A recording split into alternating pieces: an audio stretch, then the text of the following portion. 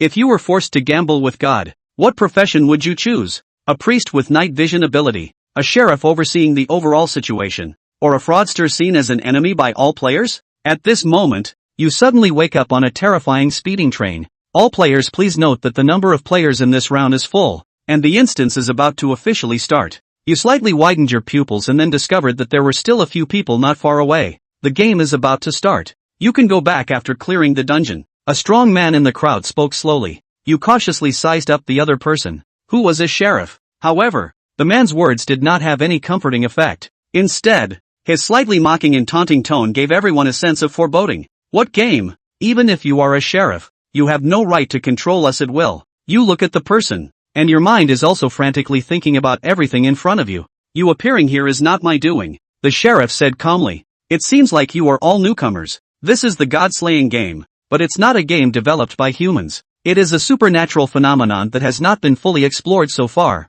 I only know that everyone here is chosen, and only by successfully clearing the game can you return to reality, otherwise, you will perish on the spot. The sheriff's voice was calm, but the content was inexplicably eerie. As soon as these words were spoken, the atmosphere in the entire room became extremely tense. What a joke! Will you die? The young man who originally appeared the calmest and had a thug-like appearance couldn't sit still. The beautiful woman beside also echoed excitedly. I was just depositing money at the bank, and noticed a card inside. So I pulled it, and then my eyes went blank and I came here. I didn't do it voluntarily. Why should I risk my life? The other few people also started to complain loudly and frantically. You remained silent, listening to the stories of these people, and easily captured a key piece of information. They would enter this place, seemingly all related to a card, and you also have one. 3 months ago, after your wife Jiang Qiqi went on a business trip to Yanjing, she went missing. Almost every day, you would go to the police station to inquire about the situation, but the feedback you received was always negative. It wasn't until 2.5 days ago that the police station announced the case closed and sent over your wife's belongings from before her disappearance, which included a mobile phone and a silver-white card with the roll card, fraudster, and you lost consciousness the moment you touched the card in your palm, and woke up here. Being able to enter the instance means that you have all bound your character cards. Without clearing the instance, you can't go back. Instead of complaining, it's better to think about how to survive this level. The sheriff impatiently interrupted the crowd's chatter. This should be a beginner trial instance with a difficulty level of A. Our character cards' professions do not conflict with our roles as players in the instance. Different professions have different skills. For example, a person whose character card is a teacher can easily decipher foreign and ancient texts in the instance, while a person whose profession is a priest can see things in the dark. Let's report each other's professions and let me coordinate your roles. After all, this is an A-level instance. If we are not united and work together, the possibility of clearing the instance is close to zero. The sheriff still commands respect among the crowd, and his words instantly calmed down the bickering individuals. He is right. If we do not unite and work together, we may very well die in the dungeon. When you woke up, you quietly observed the carriage. The whole train exuded an eerie atmosphere. The seats in the front rows still showed signs of use, but towards the back, everything was mysteriously new. What's even stranger is that newspapers were pasted on the windows of the seats in the front rows, as if there was something terrifying outside the window. Looking further ahead, you couldn't see anything clearly, and the entire carriage was pitch black. To figure out why you ended up here and what happened to your wife, you must first ensure you survive and leave this game. And at this moment, an old man standing on the left side spoke first. My profession is a priest, and I can indeed see things in the dark. The front car and here are connected, so I can, right now, tell you what's inside the next compartment, and I hope you're prepared. After saying this, the old man paused. Next car, a Hello Kitty doll. There are Hello Kitties all over the floor. Large, small, medium, all kinds. What? Hello Kitty? This is too weird, isn't it? Pink stuffed animals like Hello Kitty, a girl's favorite, appeared in the dark, closed compartment. It was obviously just a stuffed animal, but in the darkness of the spooky compartment, there was inexplicably more of a frightening sense of shock, especially a trip like this riddled with shenanigans in one of the carriages full of fluffy pink kitten toys. It's not a cute picture, but rather a flat-out creepy absurdity. Who's posing there? This old man was a priest who could see in the dark because of his occupational trait, but he's too good mentally, isn't he? Being able to see the eerie images in the next compartment. You've been holding back for so long? As the words fell, several other people also revealed various different looks of surprise, trepidation, and worry, and Qin Shang had already gone through the Death Train's copy introduction in his mind just now. The beautiful woman, who had initially panicked and stormed out, had calmed down by now. And the steadiness of a magistrate could obviously bring a lot of security at times like this. She knew that if she kept messing herself up, she was afraid that without the help of the sheriff, she would have to stay within this copy 80% of the time. So that was quite a bit of cooperation. She pursed her lips, her voice trembling. I don't know what my occupation is. I didn't even notice what was written on that card when I pulled it out in front of the ATM heel. At these words, the sheriff trailed off. You guys are supposed to be new players? New players have their character cards on their bodies, and you can view the attribute panel by touching the character card with your palm. Upon hearing this, the beautiful woman fumbled around her body for a moment, and then froze when she finally pulled out her pockets, and then spoke. I'm a teacher and my occupational skill is deciphering. Seeing this, Shinjin also did the same thing, and unsurprisingly, he felt a card in his pocket. The moment his palm touched the card, a light blue screen appeared in front of Shinjin's eyes, which did not affect his ability to see, as if it was attached to his retina. Name, Shinjin. Race, human. Game ID, licking cockroach feet. Occupation, fraudster. Experience value, 0%. The first part is pretty basic, but when you see the game ID, Shinjin's eyes jumped. A pair of bright, wide-eyed, playful silhouettes in long, pink dresses came to mind, and his mind was once again sure that this game card must have something to do with his wife. Jiang Qiqi has this kind of bad taste, and her Taba ID is also called this name. When picking up the courier, Shinjin did not have a lot of social depth. What follows is the same as the introduction to the copy at the beginning. You are currently on the death train. The death train is a train in London, England. In the mid-19th century, passengers who boarded the train began to mysteriously disappear one after another. And in the end, without exception, no one was spared. But strangely enough, the train, in addition to the missing passengers, continued to travel back and forth between the starting point and the end of the train day after day, and gradually became a household legend of the Phantom Train. Grade, S, number 0927. Your mission for this round of replicas is to discover the mystery of the vanishing passengers of the death train. Time, 24 hours. Exploration progress, 0%. Your status on this copy is, passenger. Familiarizing himself with the usage of the character card, Shinjin collected his expression. Only one question surfaced in the mind. According to the sheriff, different player professions have different career skills. Why don't I have any ING skills? The next moment, he didn't move to look at the others. The self-disclosure of his profession continued while the punk not far from him pointed to himself.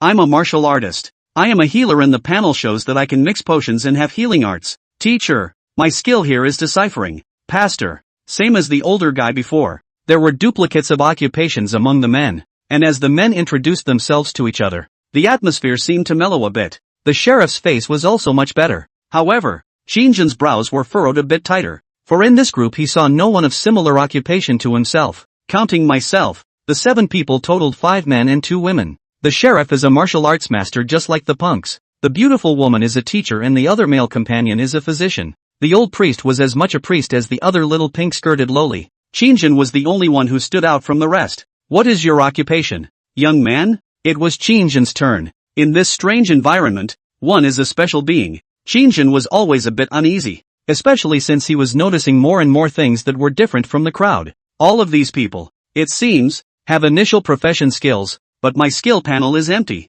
Doesn't Swindler have an initial skill? Shinjin's frown deepened. Skills, while pondering whether or not to tell them that he is a fraudster, a somewhat strange-sounding profession. The beeper went off. Train about to start. Progress of copy exploration, 0%. Name of copy, Death Train. Rank, S. Number of players, 6. Contents of the mission, exploring the mystery of the disappearance of the passengers of the Death Train. Please note, there is a Kingslayer mixed in with the players, and the Kingslayer in the party must be found when the train reaches the end of the line. The Kingslayer. And what is the Godslayer? Shinjin's brows just furrowed. Suddenly another key piece of information was captured. Wait, the number of players is 6, but there are 7 of us in the scene. That is to say, there is something mixed in with us that is not a player? Shinjin's back went cold and his scalp tingled. At the same time, Shinjin also saw the magistrate not far away, who always had an ancient appearance. Panicking for the first time. Godslayer, we have the Kingslayer mixed in with our ranks? Is there a fraudster among us? Why would an A-rank copy have a Godslayer? The Godslayer is an NPC that only appears in Fraud Master copies. This Death Train is a Fraud Master copy? Fraudster. Finally the first mention of my profession? And another thing, Shinjin captured this difference just now, but just never said anything about it. From the sheriff's mouth, This copy is an A-rated copy. But within his own panel display, he was S-ranked from the start. Yet no one seemed to have expressed any disagreement when the sheriff mentioned the A-ranked copies earlier, meaning that the death train was indeed an A-ranked quest within everyone else's panels. Is my quest level different from theirs? Did the difficulty of the mission get bumped up because I'm a fraudster? Or is my mission perhaps different from everyone else's because of different career attributes? The knot in Qin Shang's throat rolled involuntarily. The next moment, rushing to the sheriff, he asked, "What is this fraudster's profession?" Qin Shang's face was immobile as he desperately wanted to get a clue about the fraud master's profession. Swindler, a profession that is naturally suited to clearing duplicates. When challenging duplicates, the swindler will gain far more hidden clues than the number of other players, but likewise, will also gain a hidden quest. Of all the players in the God's Path game, the fraud master has the highest survival rate. However, the fraud master is the public enemy of all God's Path players. Speaking of which, the sheriff's face was grave. However, Qin Shang's expression changed slightly. Public enemy of all. He already had an initial perception of the divine path, and the number of divine path players was perhaps even larger than he had imagined. This explains why, in reality, there are occasional cases where someone suddenly disappears or goes missing without a trace or something like that. Doesn't becoming a public enemy for all mean that one's enemies and opponents are more than just the NPCs within the replica? There are other players? Qin Shang was puzzled and blurted out, "Why?" Only this time, the magistrate did not answer Qin Shang's question honestly, but suddenly looked at the youth with a grave expression before narrowing his eyes meaningfully. "You don't seem to have said anything about your profession or professional skills until now, right? It's not possible. Are you the fraudster on our team?" Chapter 2, None Can Be Trusted. Fraudster. He knows I'm a fraud? No, it's not right. They didn't know each other's occupations until everyone introduced themselves. The sheriff was testing me. He's guessing. Qin Shang adjusted his expression. He didn't want to die at the hands of other players yet. Although he hadn't understood why the fraud master was the public enemy for the time being, it wasn't hard to tell through the magistrate's expression that he seemed to have a kind of instinctive rejection, or even hostility, engraved in his bones towards the fraud master. Qin Shang said indifferently without changing his color, "You guessed wrong. I'm a priest." Priest? The sheriff didn't just dismiss the earlier speculation with a single word. "You say you're a priest and you're a priest? Then why don't you come up with evidence to prove your innocence?" Without evidence, two empty words. "You say you are a priest is a priest?" At the same time, the eyes of several other people also cleared on Qin Shang. It would be a lie to say you're not nervous at a time like this. After controlling his expression for a moment, Qin Shang pointed to a few rows of seats at the very front of this carriage, and then his finger landed in the darkness. It was reasonable to say that at this angle, except for priests who could have night vision in the dark, other people couldn't see the newspaper blocking the glass at all. The next moment, Qin Shang spoke with conviction. The newspaper taped to the window of the second row left seat was about Jack the Ripper, a madman active in London, England, in the late 19th century, and I couldn't understand the rest of it. After all, I'm just a priest, not a teacher, and I only have the ability to witness things at night, not decipher them. I have limited education and don't know much English,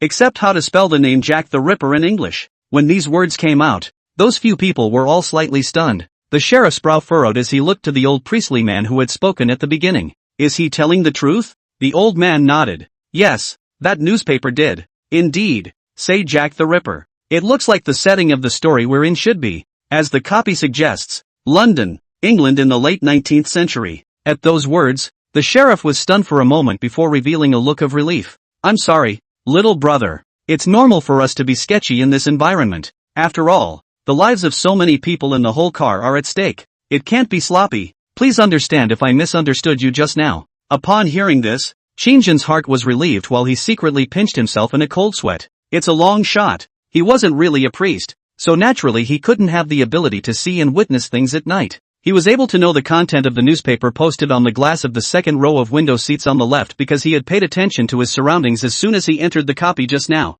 The first half of the sentence was a bluff, but the second half really wasn't a lie. Jack the Ripper's great name is heard. See Jack the Ripper, this word. Qin Shang's mind can't help but emerge out of this near and dearly known active and recent history of homicidal maniacs. Only, at this moment, the magistrate's face was not much better because Qin Shang's suspicion had been ruled out. Thick eyebrows remained tightly huddled together. Then in that case, the next task will be troublesome. There must have been a fraudster mixed in with the group, which means that two of us lied. Oh no! To be precise, one of us lied and the other thing that wasn't human lied to us. When these words came out, Qin Shang narrowed his eyes. Things that are not human. The sheriff ruled out Qin Shang's suspicion. met the confused gazes of the circle around him, adjusted his emotions, and explained in a rather grave tone. Since it's a game, it's normal that we will definitely need NPCs in the copies, and sometimes we even need to use the help of NPCs in order to complete the copies. Except that the Godslayers are an extraordinarily special group of NPCs. They are NPCs incarnated by players who once died in that copy.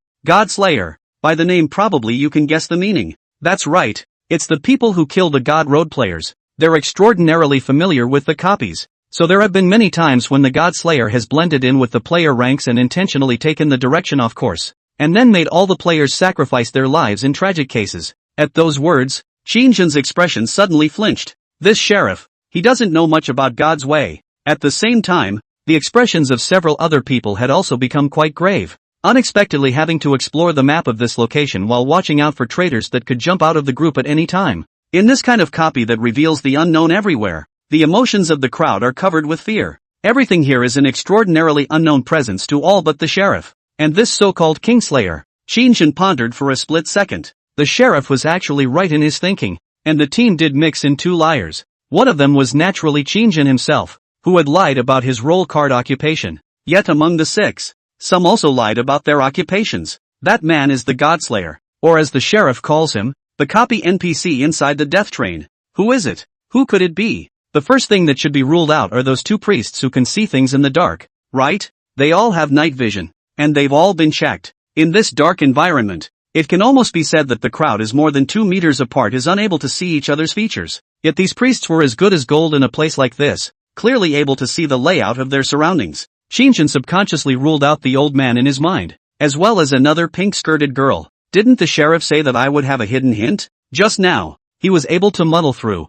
but once he started exploring the carriages, he couldn't say that he would be exposed in a minute. After all, he didn't have the ability to see in the dark. That's too easy to reveal. Just as everyone was sizing each other up, Qin Shang and the old man exchanged glances. The other man gave him a slight nod of his head, which seemed to reveal goodwill. Only in Qin Shang's heart, a thought suddenly flashed like an electric shock. Hiss. No, it's not right. I'm subconsciously inert in my thinking. The two priests, the old man and the other harmless little girl, were not really necessarily passengers. If it's a game NPC, they must be extraordinarily familiar with the copy. They are familiar with the map and it's not difficult for them to familiarize themselves with the environment. Even without the ability to see at night, you're still able to walk through the copy as if you're on the ground. What's more, to use the sheriff's terminology, NPCs of the type of Godslayer were once gamers, which means they explored copies. Then even if you have some degree of knowledge and familiarity with the replica, being able to easily say what's inside the next carriage doesn't seem to be too difficult for an NPC,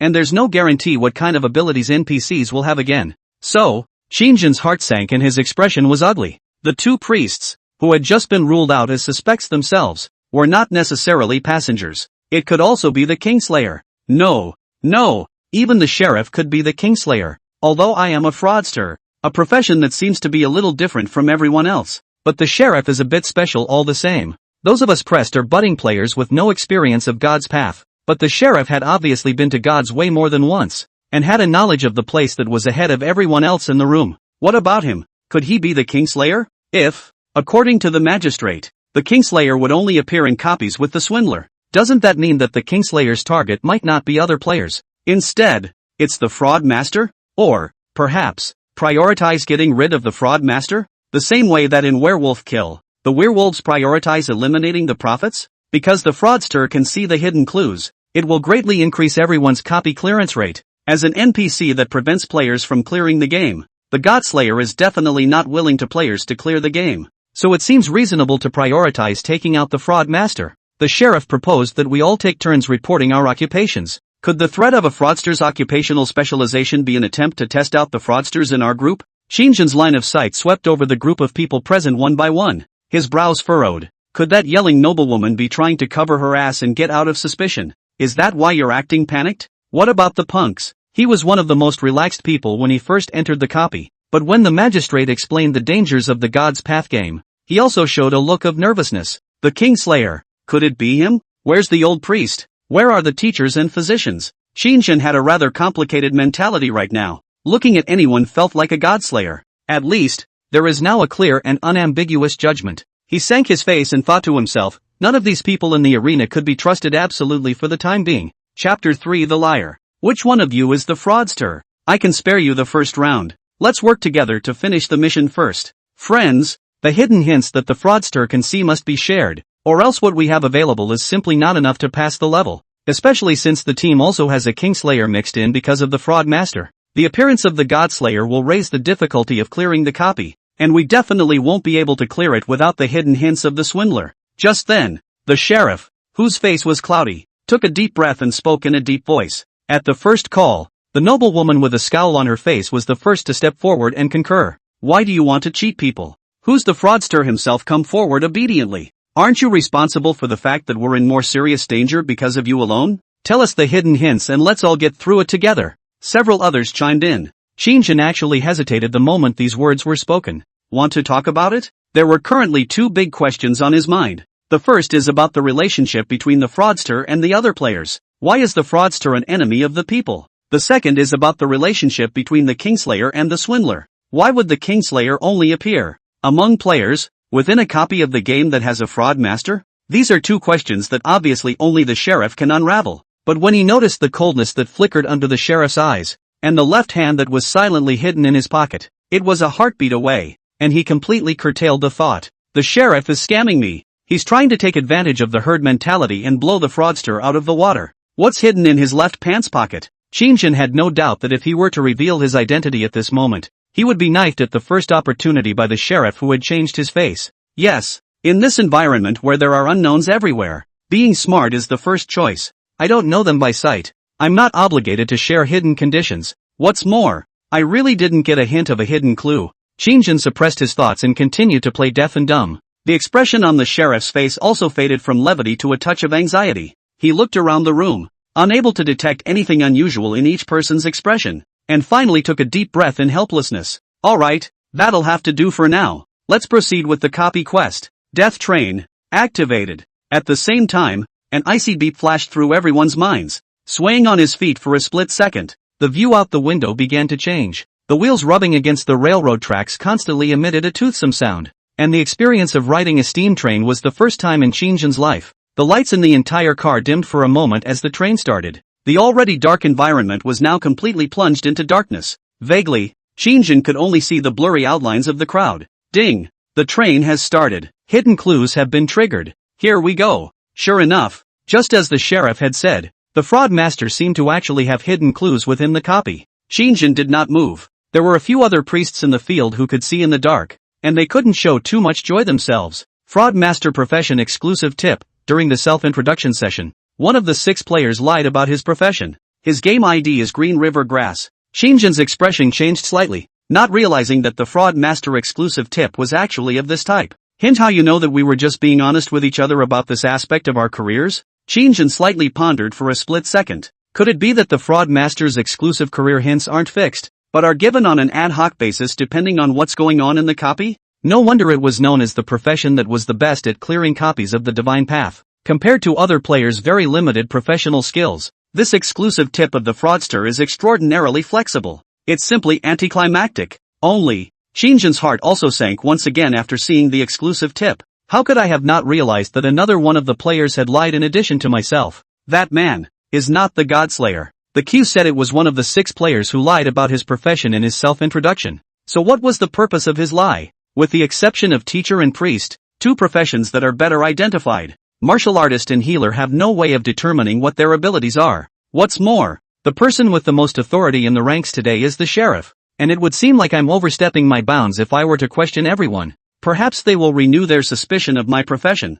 or wonder if I am a Kingslayer. When the time comes, the Godslayer, for sure, will push to dump the pot on my head. As an NPC, the knife player is not psychologically burdened. He didn't care if the first one to get knifed off was a fraudster. The easiest way for the Kingslayer is to get us all killed so that no matter who the fraudster is, his mission is considered accomplished. Right, if I were the Godslayer, in order to make everyone go all out, I would definitely try to find a way to bring the tempo to make everyone disorganize themselves, or even make it impossible for everyone to unite and interfere with the cohesion of the entire team. The only way the Kingslayer is most likely to win is if the entire team is caught up in an infighting of mutual suspicion. This isn't a computer game where game IDs aren't displayed, and the easiest way to have a traitor called Green River Grass is to ask. Although Qin Shang did not hold much hope, He still opened his mouth towards the magistrate not far away. We all don't know each other's names yet. Can we report back to each other with our game IDs? This will make it easier to command later. After all, someone in the team is bumping careers.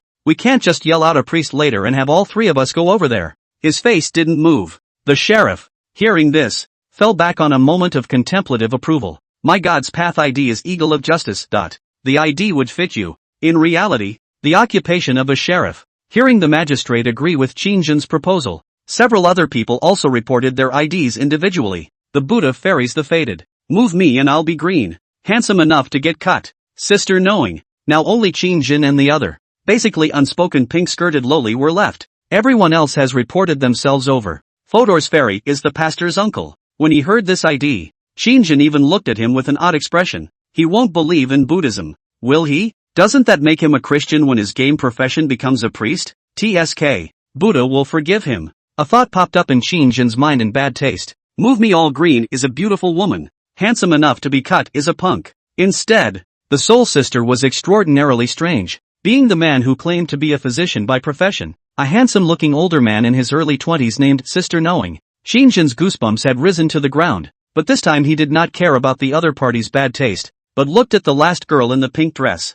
She seemed to have some difficulty in facing the prospect of introducing herself. In fact, this difficult feeling Qin Shang also thundered, because he didn't make up his own game ID. Instead, it comes with the system panel when you come in. He estimated that 80% of his wife Jiang Qiqi did it, because this ID and the wife's Taba ID, exactly the same. The punk handsome enough to be cut looked over at the two men when he saw that they didn't make a sound. Why don't you guys say your IDs? Is it because NPCs don't have game IDs? The corner of Qin Shang's mouth twitched. No brainer. Can't you just make one up off the shelf if you don't have a game ID? If only you were the Godslayer. I'd definitely not knife you if there was a voting session later. The next moment, the pink-skirted girl mumbled. Grandpa Cow cost the maid seduced strong mom. My God, wrote ID is messed up. At that time into the copy felt numb hands and feet numb. Like being controlled. No way to act. And then once I opened my eyes, I came here. To say that I'm not afraid is a lie. That kind of time is tense to death. Where there is still time to think about ID or something.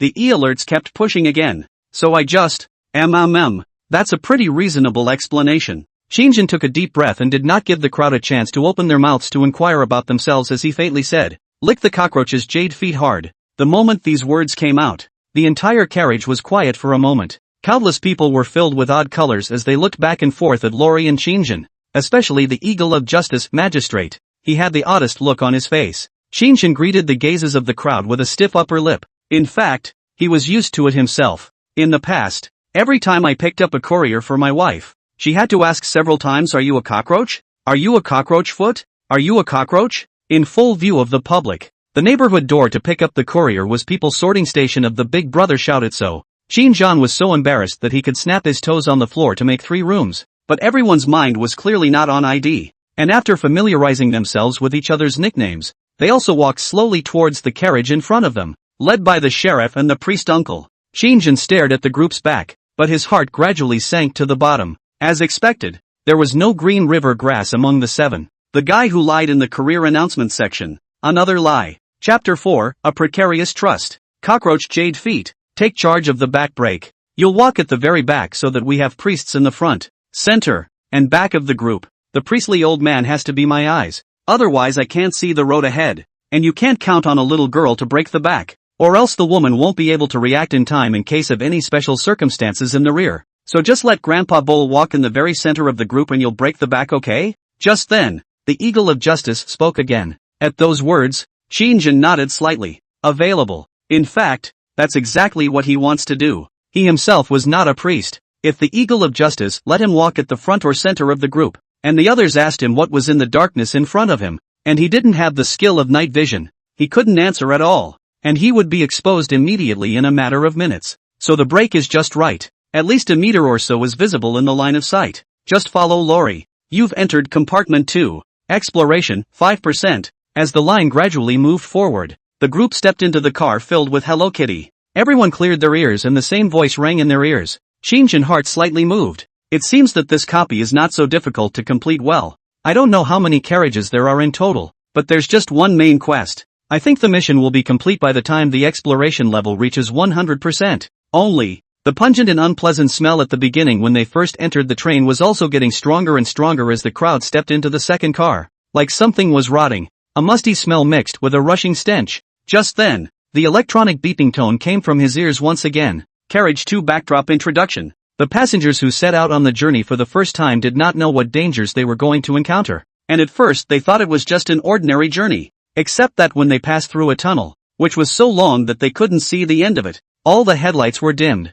Darkness envelopes the compartment. Fear fills the air for the first time. People are killed in their sleep. People are killed in the midst of laughter and conversation. And the smell of blood begins to spread throughout the compartment. As they left the tunnel once more to see the light again, the passengers saw a frightening picture. The whole car was full of broken limbs. Screaming in fear, everyone fled in all directions. It was as if a pair of invisible hands reached in through the window, waving the scythe of death, harvesting lives, and by this time, there were only 16 surviving passengers left in the entire compartment. The clever Miss Mary suggested that perhaps the murderer was hidden among our group, and proposed that we all walk hand in hand, counting as we went. 1, 2, 3, 4, 5. Zip, zip, zip. This concludes the introduction of the backdrop. Qin Shang's expression changed, not realizing that this copy's backdrop introduction was more than just the ones at the beginning. So the passengers were killed. A murderer was mixed in with the passengers. So he brutally murdered all the passengers on the death train? Is this the mystery of the disappearance of the death train passengers? No, it's certainly not that simple. Could it be a hint? A copy hint? It's implied that the Kingslayer will be knifing players as we pass through the tunnel ahead of us. So we need to hold hands and report the count through? Did you guys just hear something? The move me all be green. The young woman who was walking not far in front of Qin Shang, who had been so startled, suddenly opened her mouth. Qin Shang's mind was foggy. This would not want to open his mouth rashly. And with the special nature of his profession as a fraudster, he wasn't sure if the new backdrop introductions could be heard only by himself or by the entire rest of the players. So Qin Shang rationally chose to wait and see what would happen, waiting for the others in the group to take the lead. I heard a backdrop introduction and then got a side quest. It says that on Miss Mary, there may be a hidden key to solving the mystery of the disappearing death train passengers, which will allow us to prioritize our search for Miss Mary. And perhaps there are still living NPCs in the front of the carriage. Just then, the little pink-skirted loli walking in front of Qin Shang, probably only 2 steps ahead of him, suddenly mumbled and raised her hand. The expression was terrified and nervous. Only as the words fell, all at once there was complete silence in compartment 2. Boom! Equally shocked was Qin Shang. What did she say? Side quest. Didn't the sheriff say that only fraudsters have hidden hints? Why does she have side quests and hidden hints too? Did each of them actually have side quests in addition to the main quest? The moment these words came out, the entire carriage was suddenly quiet, and it was actually bizarre that no one answered. Everyone's face was a little odd, some embarrassed, some dismayed, some nervous. At this moment, seeing the expressions on these people's faces, the knot in Qin Shang's throat suddenly rolled involuntarily, only to feel that he was still a bit too naive, including the magistrate who had been acting as a captain at the very front. His expression became deep at this moment. Qin Shang's heart sank. The eagles of justice have something to say that isn't being said, and every one of these people has something to say about each one of them, presumably, except for the main quest. The side quests are not the same for each player. You guys, you don't have side quests? Or am I the only one who heard the hint? Feeling the eerie atmosphere of the moment, the little loli also swallowed a mouthful of saliva and nervously opened her mouth. At those words, the magistrate who walked at the front took a deep breath and twisted his head to look deeply at Lori without speaking again. Instead, he continued to keep his head down as he and the elderly priest walked forward. The little loli's heart fluttered at this look, and she stiffly twisted her head to look at Qin Shang. Brother, did I say something wrong? No. Qin Shang pursed his lips. Everyone was at risk in this kind of environment where everyone had their own agenda. He'd sensed for a long time that the sheriff might not be worth 100% either. As expected, the guy still has reservations. Leading us into a copy may just be a last resort. After all, this was a team quest, and if he had entered other copies of the Divine Path before, according to Qin Shang's speculation about the Divine Path, it was likely that this place did not only have multiplayer copies, but also single-player copies. Common games generally fall into these categories: player single copy, player multiplayer copy, player single confrontation copy, player multiplayer confrontation copy, and player team PK player team confrontation class copy. And this copy states from the start that it's an exploration class, which means it doesn't require explicit players to fight against each other. Then, if you want to complete the exploration mission and find out the mystery of the disappearing passengers, You definitely can't do it with the sheriff alone. And to be able to have so many players appear at the beginning, and the first sentence that the electronic beep had said at the beginning was also, "Attention all players. The number of players in this round of the game is full. The copy will be opened in 10 minutes. In other words, Death Train is the board's multiplayer copy that requires players to work together to cooperate. The Magistrate Eagle of Justice is aware of this precisely because of this. That's why is willing to explain so much to everyone acting as half a leader. He would do all that, not only for everyone, but also for himself to make it through the copy alive." Qin Shang's heart trembled. Herd effect. When leading a flock, as long as you put a stick in front of the first sheep and that sheep jumps over it, then all the sheep that follow will subconsciously follow suit, which is an effect of animals subconsciously recognizing the same information as truth in pursuit of group identity and security when they are not sure of the danger outside, also called herd behavior. And that leader was the sheriff. So everyone put extra trust in him at first. But at this moment, as the pink-skirted little lowly's words fell, the sheriff didn't respond to anything, but it was like affirming some kind of speculation in everyone's mind. Everyone is not a cutie pie, especially in this horrible environment at the moment. There was also a godslayer hidden within the ranks who could jump out and knife people at any time. The young girl was clearly just naive in her behavior of wanting to share information and work together to complete the main thread. But unintentionally, it put the entire team, which was already trusting and not stubborn, on the verge of falling apart. Chapter 5, You Can Trust Me. Right at this moment, the beautiful woman named Move Me All Be Green spoke up. Eagle of Justice, is there something you're not saying? In fact, you're the godslayer hidden in the team, aren't you? That's why you're deliberately withholding key information, including the matter of each of us having a single quest. And I just whispered to ask you how many times you've entered the path of God. You said only twice. If it's only twice, even veteran players are probably in the dark about this kind of haunted place, right? Including careers, career skills, and character information. This is not information that can be gained in just 2 gaming experiences, yet you are able to clearly explain so much to us. You're not a player at all. You're the Kingslayer hiding in the ranks, right? Obviously. This atmosphere of mutual distrust is very simmering. The first player who couldn't take it appeared. In fact, from the moment Lori finished speaking about her hidden clues and side quests, the moment the Eagle of Justice turned around and withdrew his indifferent eyes, the beautiful woman who had originally been firmly following him was silently pulling away for a distance. Although it was also following the Eagle of Justice closely, it was clearly not as warm as it had been in the beginning.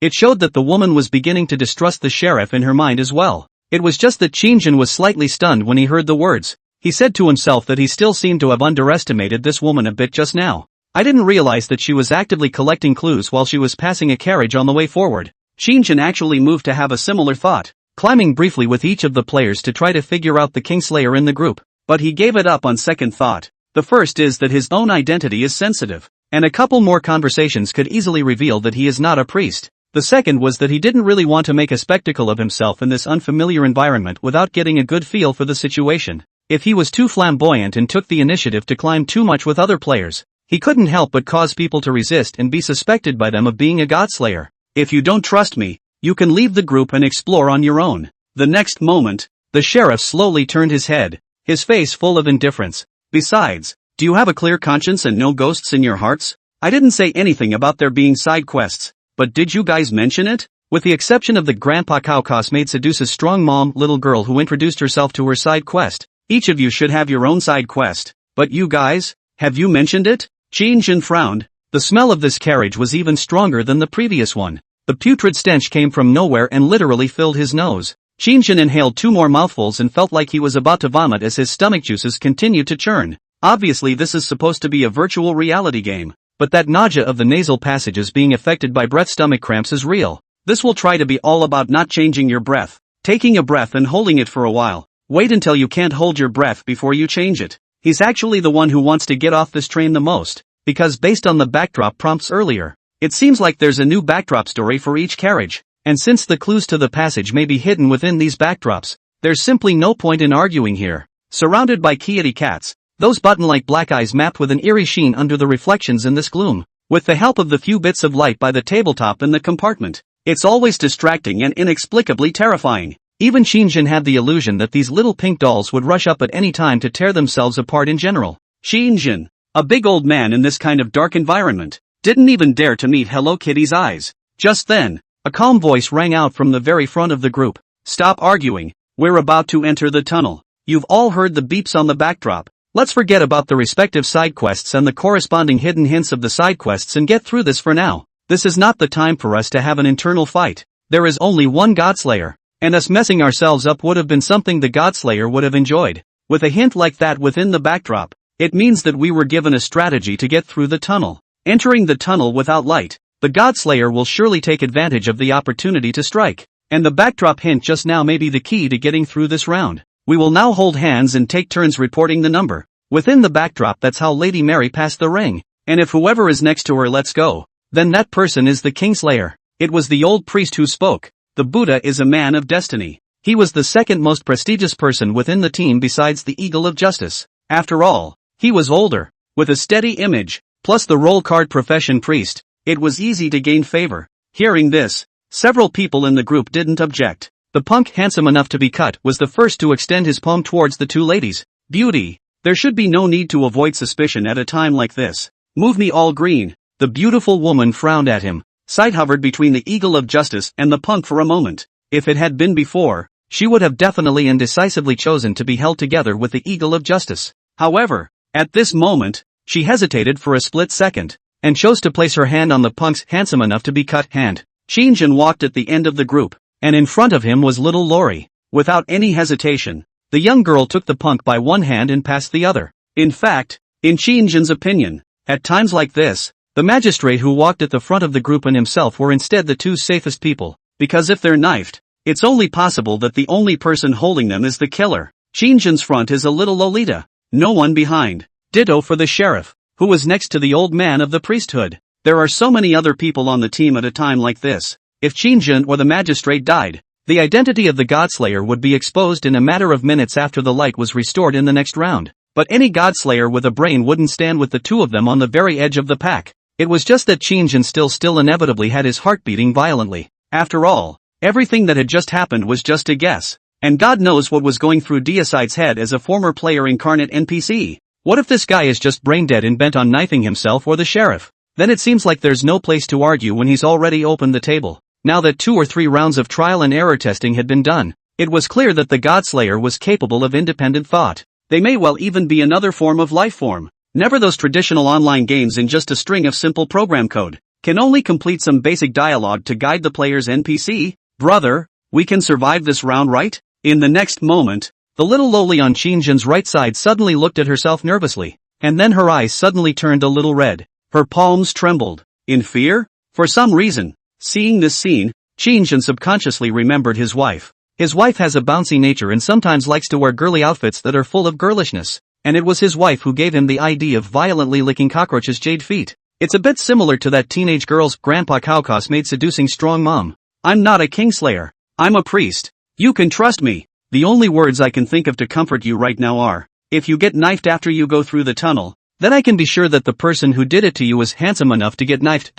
I don't think he'd be so stupid if he was the Godslayer. Qin Shang didn't know why, preferring to make a spectacle of himself at a time like this. In fact, he could have said that any other time, but only after trying to eliminate as many players as possible. Yes, after eliminating some players. Even with the advantage of the fraud master's profession, Qin Shang did not feel that the clues he currently held in his hands could deduce the identity of the Godslayer. So this rhetoric is used later, and would apply if Kingslayer eliminated a few players afterward. Some round. Such a remark might be the card that saves one's life and makes the Kingslayer in the group throw in the towel. Qin Shang was not a saintly mother, and he didn't feel obligated to save these pimply vegetarians. It was only when he met the little lowly grandpa cow with that harmless little look that directly poked him in the depths of his soul. At this moment Qin Shang remembered his wife. John Chi-Chi also liked the color pink and also liked to wear dresses. She often ran to herself in sweet circles and then questioned her husband in a nonsensical tone. Do I look good in this one or the other? Of course, that's a bull ********. Unanswerable answer. It's similar to the I'll only heart Gigi that girls say before they fall in love. You say this one, she'll say she really likes the other one too. Otherwise why would she buy the other one? And you say that other one looks good. And she does the same thing again. If you come up with it looks good on you as long as you wear it, then she'll say you must be doing the same thing to your ex-girlfriend. And a new problem will be born. What? You think I look good in both? So you're saying your ex-girlfriend doesn't like pink? Then what color is good for her? What? She's ugly in any color? So that means I look good in everything and your ex-girlfriend looks ugly in everything? Do you think women will be satisfied by this point? Oh no. Then why did you look at your ex-girlfriend at that time? You think she's ugly and you still look at her? There's only one time and countless times to be blind. So is it possible that one day in the future you'll also think I'm ugly? You will also feel that you are blind for looking at me. Whenever this time came, Shinjin was literally two heads in one and wanted to kick his wife out. Just 3 months after his wife disappeared, he suddenly began to miss the occasional temper tantrums,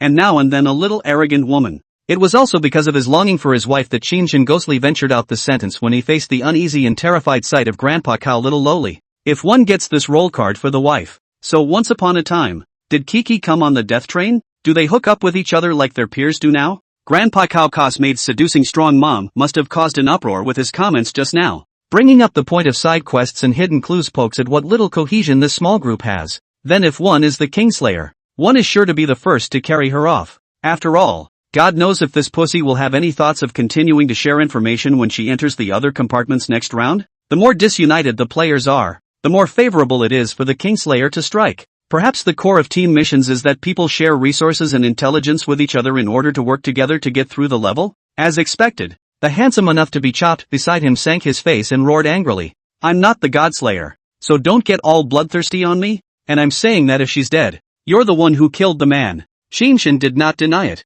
and lifted his chin. After such an interruption, everyone else was soon pulling their hands together quickly. Everyone was in the same apprehensive mood, holding the palm of the little lowly Grandpa Cow. Shinshin could feel a trace of trembling. She's afraid. Bam bam. Just then, the light in front of the crowd completely disappeared. The echo of the train pressing against the track came from all directions. The next moment, darkness completely wrapped the carriage. The crowd was in awe. Into the tunnel. Chapter 6 Professional Skills of a Fraudster. Start the count. The voice of the Eagle of Justice came slowly before the last glimmer of light was swallowed by the tunnel. 1, 2, 3. When there was a delayed sound at 4. Shinjin's expression sank. The fourth was the beautiful woman, who was pulled in front of the physician's sister knowing, and behind her was the punk handsome enough to be cut. Although everyone couldn't see each other's expressions in the darkness at the moment, everyone's faces were a few points heavier, and their hearts were completely sunken. The little punk, handsome enough to be chopped, on the other hand, was scared into silence and didn't move for a long time. Brother, you report the number. Brother, you report the number. Getting chopped? Report the number. No one responded, and Shinjin's heart sank once again. The faint breathing of being cut could be heard a moment ago, but now it was completely silent. The noble woman move me all green is preceded by knowing sister and followed by handsome enough to be cut. These two people were Shinjin's biggest suspects in the moment when the noble woman did not make a sound. However, with this moment handsome enough to be cut also lost its voice. Shinjin's expression did fall into a pang of annoyance that was hard to contain. The murderer is sister knowing. And the people he's holding hands with are the old priest and Move Me All Green. And the old priest hasn't been reacting much. So that means this guy is the murderer. First he hand-sliced all who move me are green and then he killed handsome enough to be cut. In Shinjin's mind, a thought crossed his mind. Then it seems the murderer can be pinpointed to be sister knowing. After the clever Lady Mary led the team into the tunnel, she thought her plan was seamless. But Lady Mary didn't realize that a murderer doesn't necessarily have to kill only one person at a time. What's more, if the murderer also has an accomplice, hand in hand this strategy, if only against the murderer one person may be useful, but if he also has a helper, then the strategy of hand in hand will not be broken. Thought of here, Miss Mary is heard next door. A companion came screams, just as Shinjin was planning to voice his analysis after walking out of the tunnel. Suddenly, an ice-cold electronic beep was the one that poured a pot of cold water on his heart. The thought also came to mind that the replica backdrops are not quest hints or clues, so they are only informative in themselves and should not be relied upon. Boom! At this moment, Shinjin's face changed drastically. We were all fooled by the replica backdrops. Thinking inertia just now, we all subconsciously feel that the background plate approach may be able to be borrowed, but ignoring the key condition that the story background itself is imperfect and needs to be gradually explored. Inside the backdrop, there was no mention of Miss Mary just surviving the tunnel section by holding hands and saving the other passengers.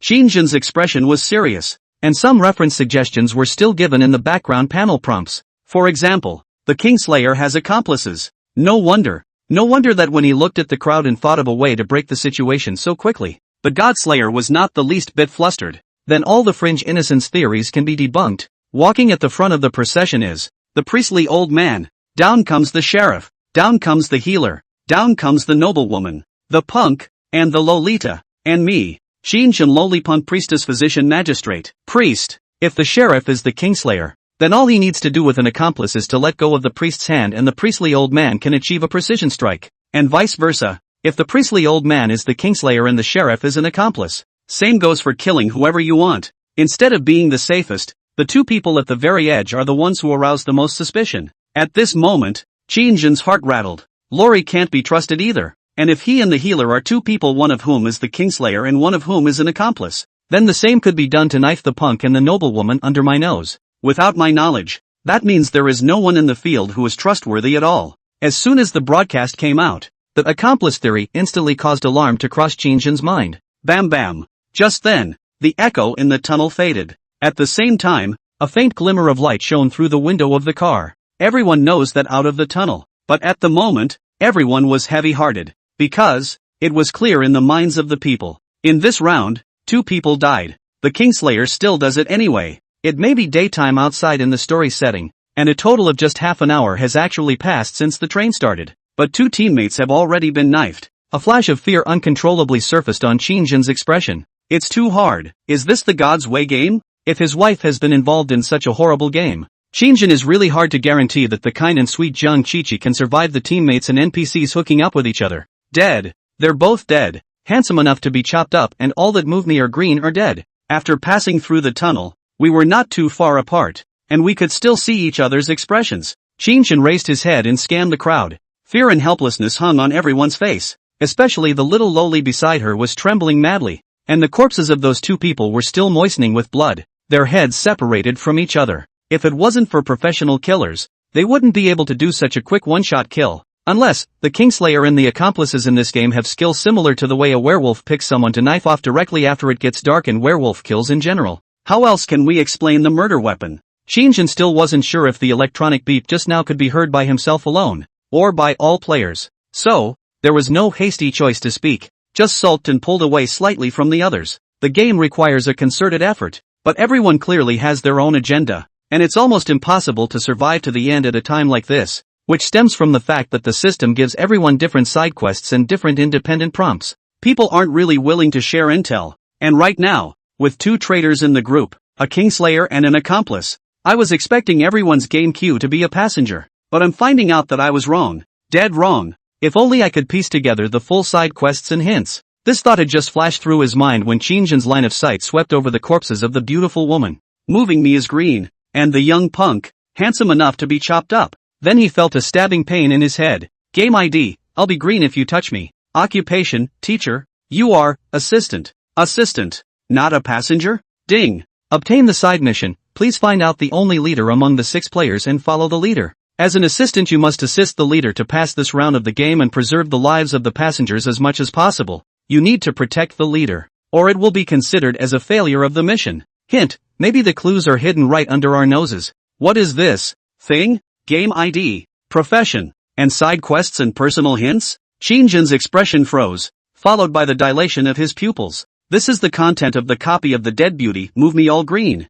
Why is her tip coming to me? Skills. I have skills too. Scammer has basic skills? Just for special times? The skill of the fraudster is to see personal hints and side quests of dead players. If it is in this kind of mutual suspicion and will be accompanied by the player's death of the werewolf out of the copy. Have this kind of divine skill beside the Swindler. It's simply unbeatable. Qin Shang suppressed his shock and swallowed a mouthful of saliva. Get the hidden side quest. Please find out the only leader among the 6 players and follow the leader. As an assistant you must assist the leader to pass the round and keep the passengers alive as much as possible. You need to protect the leader, or it is regarded as a failure of the quest. This quest comes from the teacher. In this round you will get the player's profession skill. The next moment, a new quest and hint popped up in the panel in front of Qin Shang's eyes. In the light blue panel, there was an additional side quest underneath the main quest he already had. Chapter 7 Succession. This side quest is the very same side quest that appeared in your line of sight just now when you were looking at the noblewoman. Move me and I'll be green? Qin Shang slightly froze,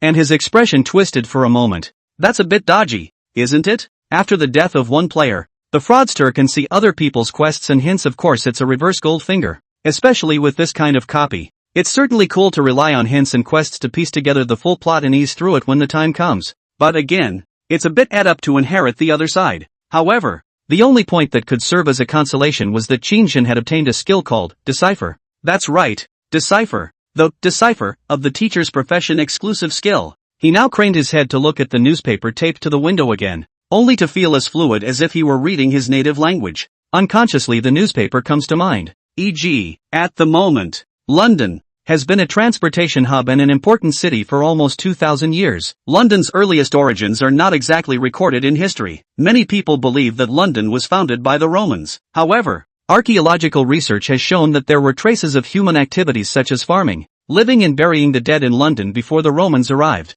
Inheritance. In the next moment, Qin Shang suddenly became somewhat clear on what this primary skill of the fraud master profession was. The fraudster can inherit from other dead players quest hints and abilities. No wonder the sheriff said that this profession was a natural born to pass copies. Only in a flash, Qin Shang was able to figure out the pros and cons of this skill. For a moment just now, an extraordinarily sinful thought really surfaced in Qin Shang's mind. Since you can inherit side quests and hints from other players, you might as well be able to. Oh, this is not the real world after all. Even if he knew from the sheriff's mouth that death was death in the God's Way game, he probably didn't feel too guilty if he killed someone. After all, a few others probably did, or they wouldn't have been on their own. Looking at the death of their two companions, there was more fear and uneasiness in their eyes, as well as the celebration of having survived the robbery. But there was not the slightest hint of compassionate sympathy in sight. Kindness is what gets thrown in the gutter in places like this. For a moment, Qin Shang really gave birth to the thought of whether or not to find an opportunity to slaughter all of these people.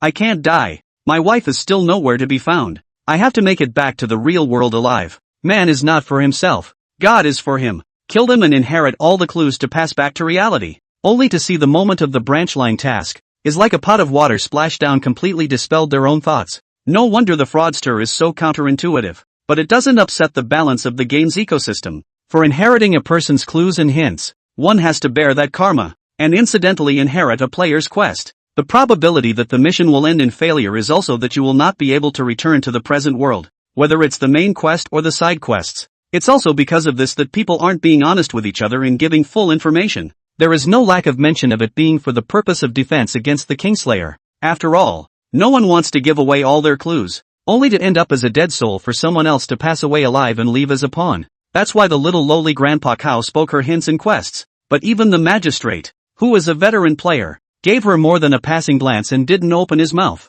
Qin Shang was a bit annoyed, cursing and muttering to himself mentally. So for the balance of the game's ecosystem, the fraudster has to inherit the quest when he inherits this clue. And for a multiplayer copy, not necessarily, one person who gets all the hints and clues can have the last laugh. For example, if I go on a rampage and actually kill everyone, I'll be taking care of the Kingslayer in the group even in passing. But according to the side quest, the one about assisting the leader in leading the passengers to survive as long as possible can't be completed without the leader. Nonsense, the leader is dead. Accomplish a load of assist the leader missions. Failure of the mission inherited from the past. Qin Shang may also hiccup because he didn't complete his personal side quest. In other words, the fraudster's professional skills are a double-edged sword. You should have heard the beep just now. It looks like we have not only mixed in something that isn't a human being in our group, but also a human-faced guy. At the moment, the carriage was eerily quiet. Within the darkness, and next to it were two bodies bubbling with blood. When Qin Shang swept his eyes, he knew that both of them were killed by a single blow, and both of them died in the same way. The guy who struck was either very familiar with the environment or possessed night vision. Otherwise it was impossible to make such a precise slash to seal the throat. He shot a quiet glance at the two priests. Meanwhile, everyone else was pulling away from the two priests, their eyes wary. There were only two priests in the group. Lori and the old priest standing next to the sheriff. Little Lori sensed this, and her little face was suddenly covered in desperate panic as she explained. No, it wasn't me. I really didn't kill anyone. I was just holding on to Cockroach Jadefoot's hand. Chopped keeps me hollering even when I don't talk. There's no way I'm a murderer. And, little sister, have you heard the saying? The pinker the slipper, the harder the kill. You're all pink and your shoes are pink. Just then, the knowing sister who had never said much spoke up with a sneer. The moment these words came out, everyone's eyes fell on Grandpa Kaolori's shoes. The corner of Qin Shang's mouth was abstracted. All of you people are indeed abstract enough. And this kind of crap can actually be taken seriously.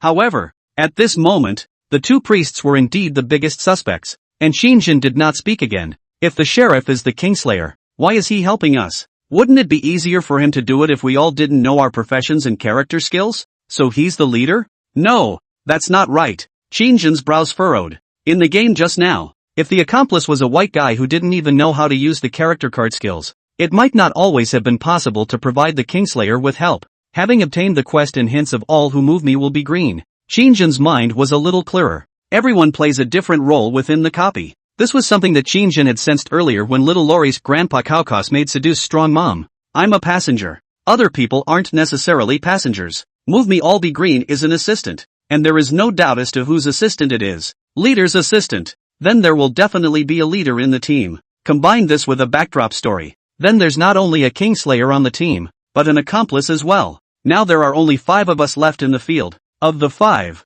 there's the leader, the Kingslayer, killer, the accomplice, and the passenger. If 4 different characters correspond to 5 people, then there should be 2 passengers, right? If I'm a passenger, there should be 1 more passenger. Thinking of this, Qinzhen had just relaxed when he suddenly tensed up again. Nope, it's misguided thinking, caterpillar effect. Through research, scientists have called the habit of following the lead the follower effect, and in a place as bizarre as God's way, inertia should never be created. Qinzhen shook his head violently. Perhaps not necessarily the only noblewoman moving me or green is an assistant. Maybe there are other assistants. There can be more than 1 passenger. So there doesn't have to be only 1 assistant. In other words, thinking the other way around, what about accomplices? Qinzhen's expression was gloomy and his eyes danced. In the last round, everyone was just thinking that because there was only 1 Kingslayer on the team, everything would be fine as long as they held hands. But it turned out that there was not only a Kingslayer but also an accomplice on the team. This is what led to the death of Move Me All Green and Handsome Enough to be cut.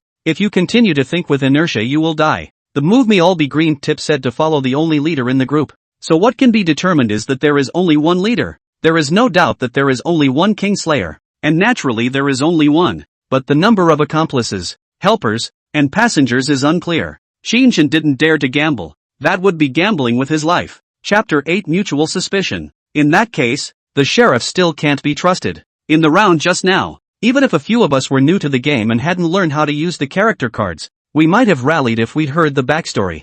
Then that help in the team. The murderer may not make a move either. Or he may not know how to make a move. An accomplice who won't use any of his character cards is rather a liability for the Kingslayer. By the time the Godslayer has only himself. The hand-to-hand link. But any hands will be revealed. So we have to knife off 2 people to disrupt our thoughts. The Kingslayer was clear from the start about what kind of cues we would hear in this section of the carriage, which meant that we had to be made to understand how to use the character cards and skills before we got the backdrop cues. So that, not only to guide us and stand up to the Kingslayer, but also to better enable the accomplices to adapt quickly to the game. So the sheriff's purpose in helping us remains unclear. He could be the leader or the Kingslayer. But in that case, the young woman's Move Me All Green behavior during the hand-holding session was a bit strange. Since the woman had side quests and hints, she shouldn't give up on the sheriff, who seemed to have the most prestige as of now, even if she figured out that everyone had their own agenda. For all these conditions in plain sight, the sheriff at least seems like a good guy. There's no reason why he wouldn't choose the sheriff's side and run to the punk's side instead. Just then, Qinzhen's heart and soul trembled. Hint, maybe the clues are hidden right under our noses. Yes, prompt, being an assistant, Move Me All Be Green comes with its own copy prompt. In other words, she must have had her reasons for giving up standing next to the most prestigious sheriff while holding hands. That reason might have something to do with the prompt. Thinking of this, Qinzhen subconsciously glanced toward his surroundings. There were too many newspapers on the wall to read one by one, which would be a bit overwhelming. There was also the inheritance, handsome to the point of being hacked quest and clues. Qinzhen was actually in a bit of a dilemma at the moment. Knowing that the side effect of inheritance was that he had to inherit side quests, he subconsciously resisted. After all, God knows what the so handsome you'll get cut side quest is. The trade-off is not really a bargain for one more task for one more clue. For the time being, Move Me All Be Green, who possessed the ability to decipher as a teacher, must have found some clues in this carriage, thus causing her original favorability towards the magistrate to plummet. I have to act alone for a while. Thinking of this, Qinzhen raised his eyes to look at a few people. At this moment, several teammates had just experienced the fear of having someone around them obliterated. Their emotions were in an extremely unstable state, and one by one, they were all suspicious of each other, suspecting each other, especially since the healer, Sister Knowing, brought the tempo to the 2 priests. Little Lori and the priestly old man were even more of a target. If the priest is an accomplice, the sheriff might be the Kingslayer, who could have cut loose and let the priest slaughter those 2 guys, and with the priest's unique skill of night vision, could have easily taken out the noblewoman and the punk in the dark. This little girl piece also does not seem to be a good person. In case the one who knifed off Move Me All Green is the magistrate, as the Godslayer may be very familiar with this copy. After the priest finished off the noblewoman, you directly shot to kill, and the noblewoman hand in hand with the so handsome that it was hacked also easily, is also easy. The sheriff sniffed and narrowed his eyes. If the murderer is the old priest, then I have no reason to help him hide it. And it's true that he was next to me the whole time just now.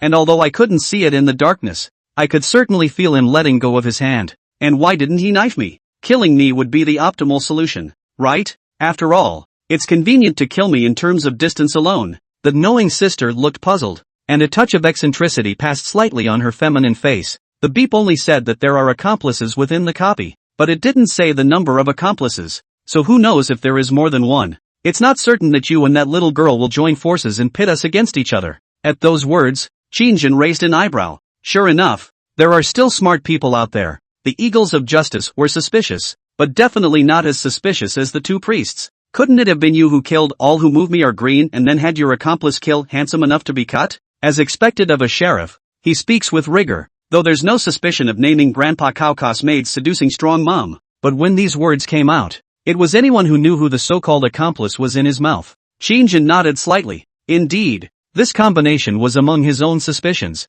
Lori killed the nearest punk, then the knowing sister next to her kills the noblewoman. Actually, this cockroach Jadefoot is pretty questionable too. Right at this moment, the priestly old man Buddha deeds to the faithful faintly said, directly focusing the crowd's attention on Qin Shang's body. Were his words before entering the tunnel meant to warn the Kingslayer, or to alert his accomplices? If he and the little girl were accomplices and Kingslayers, it would have been easy for them both to kill. After all, Fierce-Lick Cockroach Jadefeet can do it to other people after Lori lets go, and he's a priest too, isn't he? Provided that the little lowly is his accomplice then. When these words came out, everyone looked at each other with odd faces. Is the spear aimed at me again? Qin Shang frowned. This knowing sister is very talented in tongue fighting. Ah, thrown to the three kingdoms, that is also a 7 steps into poetry talent. Nima, able to fight alone too, scolding without losing the wind. Our neighborhood like to cut the price of the old lady in the market. I am afraid that is also this level, especially when the end brings up the tempo and everyone has to give a paragraph of explanation to get out of their own way. Qin Shang mentally spat out a sentence and did not move on his face. I am not a Kingslayer or an accomplice. Crap is lazy. Losing 2 teammates in half an hour makes me think that our team's commander may not be up to snuff. I want everyone to report back to each other on their roles. 2 people have died and the trust between us is at stake. I'll go first. I'm playing as an assistant in this round. My mission is to assist the leader and lead the entire team to victory. Chapter 9 Balance. The crowd heard this and the bickering went down a good deal. At a time like this, it was better to go it alone rather than hold on to the team. The team's trust was at stake, and Qin Shang was interested in contributing to that. After all, it was only by detaching himself from these people that he would be able to spy on the clues of the second compartment, and the assistant's message mentioned the leader, so it's not unlikely that the real leader, perhaps after hearing this information, will reveal himself. He was able to be almost 100% certain that Move Me All Green had abandoned the sheriff during the hand-holding session, and there was bound to be a source of clues and a reason for her to do so. That reason is 100% related to Carriage too. Anyway, there were still over 30 hours to go, and there was no hurry to have to go on a quest in a short period of time myself. It's most important to identify the antis in your team first. Otherwise continue to follow this group of people as a headless fly bumping around, not sure that once again into the tunnel dead people is their own. I am a passenger of passengers. I'm a passenger too. Passengers. After a short period of looking at each other, a couple of people announced their homes to each other. A touch of mockery curled up on Qin Shang's face. These people really do have their own agenda. For passengers in front of yourself? Who is that Kingslayer and accomplice? Is it me? While his mind was spinning, Qin Shang was also observing everyone's expressions. Unfortunately, everyone's faces were the same, and it was clear to everyone by now that there were at least more than 3 people in the group who were lying. The leader, the Kingslayer, the accomplice must still be hiding in the ranks. In other words, when Qin Shang proposed to blow his own cover, at least 3 people lied. The meager trust these people had in each other completely collapsed. The Kingslayer and his accomplices are hiding their identities for the sake of clarity, and no one with a brain will admit it. But the leader's reason for not admitting it is intriguing. Is he afraid of being knifed? Or again, out of fear of the fraudster's profession? I just don't know if there was a 4th person besides the 3 who lied who also lied. That person. That's what's scary. Could be an accomplice, could be a passenger, could be an assistant. Good and evil. Come on, Cockroach Jadefeet. Let's not add to the suspicion between each other. Just then, the sheriff, who had been playing the role of leader figure, frowned and said. Qin Shang skimmed his lips. I've been honest with you, but you're all hiding something, and the trust of the team is long gone. Since that's how everyone's playing, I don't see the point in following the brigade, so you guys go. After saying that, Qin Shang directly sat on his butt on the ground. What are you doing? Exploration is the main quest, and you'll be wiped out if you don't complete the main quest. Finish? Do you think it's possible to finish it now, the way it is? It's better to be wiped out by the game than to be killed by a couple of teammates who've only known each other for a short time. I don't want to be halfway there and die in front of my eyes, with a team mixed in with Kingslayers, Swindlers, and Enablers. God knows who the good guys are and who is a worthy partner. Qin Shang finished with righteous indignation, seemingly in order to give the two dead people a voice, while mentioning the fraudulent division at the same time. Invisible, by the way, to clear the suspicion that he is a fraud master. With those words, he pointed at the already dead noblewoman and the punk and huffed. Don't they, both of them, trust everyone? You tell them to hold hands, they hold hands. You tell them to report the number, they report the number. And what happens? I thought the sheriff, who is a veteran player, could have a solution, but I didn't die in the copy as usual. He was like a scared bird, and no one could see the end in his performance. Indeed, 7 people entered the copy together, and in just less than half an hour, 2 people died. The body is still warm. This young man named fiercely licking cockroach Jade Feet as an ordinary person. Psychological quality is not good. Emotional collapse, in the view of the other several people, is also really normal. In the next moment, Qin Shang coldly said, anyway, my mind's made up. You guys go ahead with your bull **** exploratory mission. I'm staying right here in this compartment. No one's going to help. Hearing this, the sheriff swept a somewhat grim look at him. The priestly old man, on the other hand, raised an eyebrow. If that's the case, maybe later you'll be crying and begging us to trust you. Odds are we won't be able to receive a new backdrop queue until we leave compartment 2. And God knows what else is in the compartment. Qin Shang did not speak again, as if he was determined to stay in the second compartment. The priestly old man sighed without saying anything more and glanced at Qin Shang in pity. Help yourself, and hopefully we'll see each other again in the future. A few people were about to leave, when the magistrate suddenly looked as if he had thought of something, and again twisted his head to look deeply at Qin Shang. If one of the 4 of us in the group is killed later, then you, who acted alone, might instead be the one most suspected. After all, you're also a priest with the ability to see in the dark, and the 4 of us holding hands with each other are allowed to hug round in cross-draw. It's too obvious for one to let go at a time like this, and with the arms framed together. Even if the Kingslayer and the murderer try to act in tandem, they would be detected by the other 2. So when the time comes but any deaths in the ranks, the ones who do it will certainly not be from within our ranks. You, then, are the murderer. When these words came out, Qin Shang narrowed his eyes. The sheriff isn't stupid in the head. He thought that the guys were going to continue to line up like they did just now and hold hands to pass the copy. If this continues, then the team will just experience attrition every time they enter the tunnel. The sheriff was smart, though, and the 4 men stood in 4 directions and crossed their arms. This way each other's arms are next to each other. As a simple example, A's hands are pulling B and C, while the palms are also resting on top of D's and B's palms, and the same for everyone else. It's like drawing a cross-diagonal line, an X, to a square. One lets go, the other 3 feel it, and even if there is a Kingslayer and an accomplice harboring each other, any attempt to do so is immediately detected by the other 2. There should be a leader, a passenger, in that 4-man party at the very least at this moment. This, after having just inherited the move me all be green through the fraud master's hidden natural skill, inheritance. Qin Shang then figured something out. There is some sort of mechanical balance to the God's Path games. That's right, balance. Professionally, the fraudster must complete the dead teammate's quest at the same time that he gets the dead teammate's prompt. This led to the fact that Qin Shang couldn't become a 250 and directly go on a rampage and knife all of the people in the team to get all of the independent clues to pass the level, because there would always be a portion of the side quests that one person inherited from 6 people that they couldn't complete. This disguises and protects the balance of the game. There was a moment just now. A crazy thought flashed through Qin Shang's mind in an instant. Really thinking about this. That's, if everyone is knifed, is the threat from the Kingslayer and his accomplices lifted? With the Kingslayer and his accomplices hiccuped, who else could threaten to explore the copy? In other words, it will be a perfect pass by then. Apparently, though, the game developers seem to know that this is too counterintuitive and shameless to even upset the balance. That's why it's so important for the fraudster profession to get their side quests when they inherit clues from dead players. Qin Shang also understood a little bit why the magistrate would be scared out of his wits at first when he heard about the fraud master, but was not particularly terrified. The sheriff is a veteran player and largely should know this. so he understands that as long as the fraudster is not an accomplice, then the fraudster's threat may not be the greatest. From the moment he was able to easily name the priest's skills and the teacher's skills, Qin was clear. Then in order to maintain balance, the presence of the Kingslayer would have been the biggest threat to the player, and he could have easily knifed someone if he still had accomplices. In other words, if the number of accomplices was more than 2, then the 3 of them could have just knifed 3 passengers and a leader at the start of the game. It's a little too much of a disruption to the balance. So Qin was almost 100% certain that there was a passenger among those 4 people in addition to the leader. Buddha deeds to the faithful Grandpa Cowcos made seduce a strong mom knowing sister eagle of justice. Of the 4, there's the passenger, the leader, the Kingslayer, and the accomplice. This crosspull by the sheriff passes muster. Qin himself wanted to stay for 3 purposes. One was to look for clues within the second compartment. The other is also to give them a chance to save their lives.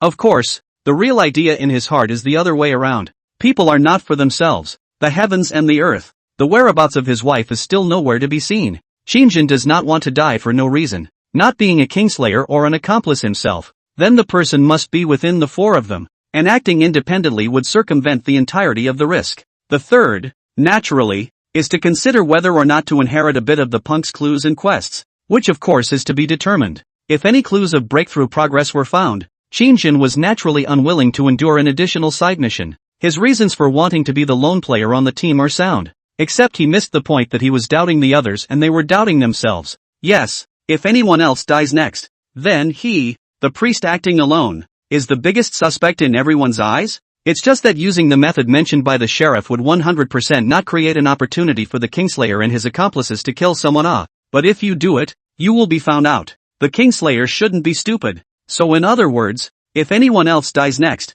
it will be me other than the 4 of them who is moved. This reasoning is fine, but I won't do it. I'm not a Kingslayer or an accomplice. There's no reason to kill. The 4 of them just need to go together and there shouldn't be any casualties. Chapter 10. Except that this reasoning has a prerequisite, and that is that one has figured out the way that the Godophile and his accomplices kill people. What if they have other skills to kill? In the game, Qin was not aware of the skills of other professions. In case there was just that one profession whose skill was killing with the eyes, wouldn't the lone wolf himself be a complete backstabber? Qin frowned. He couldn't just give up the opportunity to find clues, so he subconsciously asked, I'd like to know, if the Godslayer can retain the career skills from his life if he is a player who has died in that copy before? One's knowledge of occupational skills is limited to the mouths of magistrates, and if a special group of NPCs like the Godslayers still have skills from their lives, it's impossible to say, really, that you can use skill to juggle the rules where several people are cross-pulling each other. Yes. When these words came out, Qin's heart sank, but from what I know of the major professions, this quad pull is almost seamless. So as I said, anytime there's another attrition in our ranks, then you must be the Kingslayer or an accomplice. I'll take care of you myself when the time comes. After all, you of the Lone Ranger suspect the most. Settled, big brother. No way. Right at this moment, suddenly the little pink-skirted loli hesitantly moved her feet for a long time, and then stepped on her little pink shoes and ran to Qin's side. Looking at Qin with a touch of gratitude wrapped in her gaze, he's the only one who trusts me, and if Big Brother goes off alone, he's going to be suspected by the whole team, and I'm not leaving. I'm with Big Brother. Presumably Grandpa Cowcos made's seducing strong mom was a thank you to the youth for that line before entering the tunnel. After all, the clumsiest of men could have figured out after all this time had passed that the shock of that statement must have briefly caused the accomplice and the Kingslayer to hesitate. Maybe in the beginning Lori might have been their target. But once Qin's words came out, the 2 werewolves thought twice about it or chose to change their target as well. Qin raised an eyebrow and did not speak. In fact, it wouldn't be a bad idea to let the 3 of them go. If someone dies, it's a straight shot to pin down the other 2 as the Kingslayer and the accomplice, only if that person can't be the leader of the group. If the leader is Lori, it's okay, but if the leader is one of those 3 people, and they get knifed later, then the mission is, that's not right. I can inherit. Is it possible that I can also inherit the leader's mission as well as his identity? Can I pass as a passenger, helper, assisting my own leader in completing the mission? Qin shook his head subconsciously as soon as this thought surfaced. It's a bit of a card bug, so I guess it's unlikely. Seems like another way to look at it though. If there's only one good citizen out of the 3, out of those 4, assuming Lori isn't lying about her being the passenger, then someone gets knifed and I'll be able to be 100% able to say for sure that the other 2 are the Kingslayer and the accomplice. Everyone had just called themselves passengers because it wasn't clear what kind of danger the leader, the target of the crowd, would face if he was exposed. In other words, The truth is that even if I keep calling myself an assistant, they don't necessarily really believe that I am one. In the eyes of the wolves, I might as well be the leader. Suppose, of the three, the sheriff, the knowing sister, and the priestly old man, there is the Kingslayer and the accomplice, and a fellow who is perhaps a passenger, perhaps an assistant, perhaps a leader when, well, then, they don't know what that good citizen is. Passengers, assistants, leaders? Change your perspective and put yourself in their shoes. In the unlikely event that there was just a regular passenger in the trio, the Kingslayer and the accomplice made a rash move and ended up just knifing one of the passengers. Then they will also be at risk of having their identities exposed to me and Loria. Standing in for the Kingslayer and the enablers, the leaders could also be me and Lori, without knowing exactly what passenger information we all have. Instead, the trio is the safest. Put it this way, it's actually the optimal solution to have a good citizen stay with two twofers. Of course, this premise is based on the exclusion of the fact that Lori is a 250, or a Godslayer, but it doesn't matter if Lori is the Kingslayer or the second five. Then she follows me, and there's only one werewolf on the trio's side. In that case, with a three-man hand-to-hand session against two good citizens, that werewolf would 100% not strike. After all, for him to let go and prepare to knife someone in front of two people was basically no different than sending them to their death. But whenever someone dies, it's the equivalent of the two remaining people opening up. And if one assumes that Lori is a werewolf in the case of being in a peace with me, I die, then it was 100% certain that there was a traitor in the team of three. And the rest of the good folk could tell that Lori was one of the two werewolves. That's a bit of a gamble, but not much,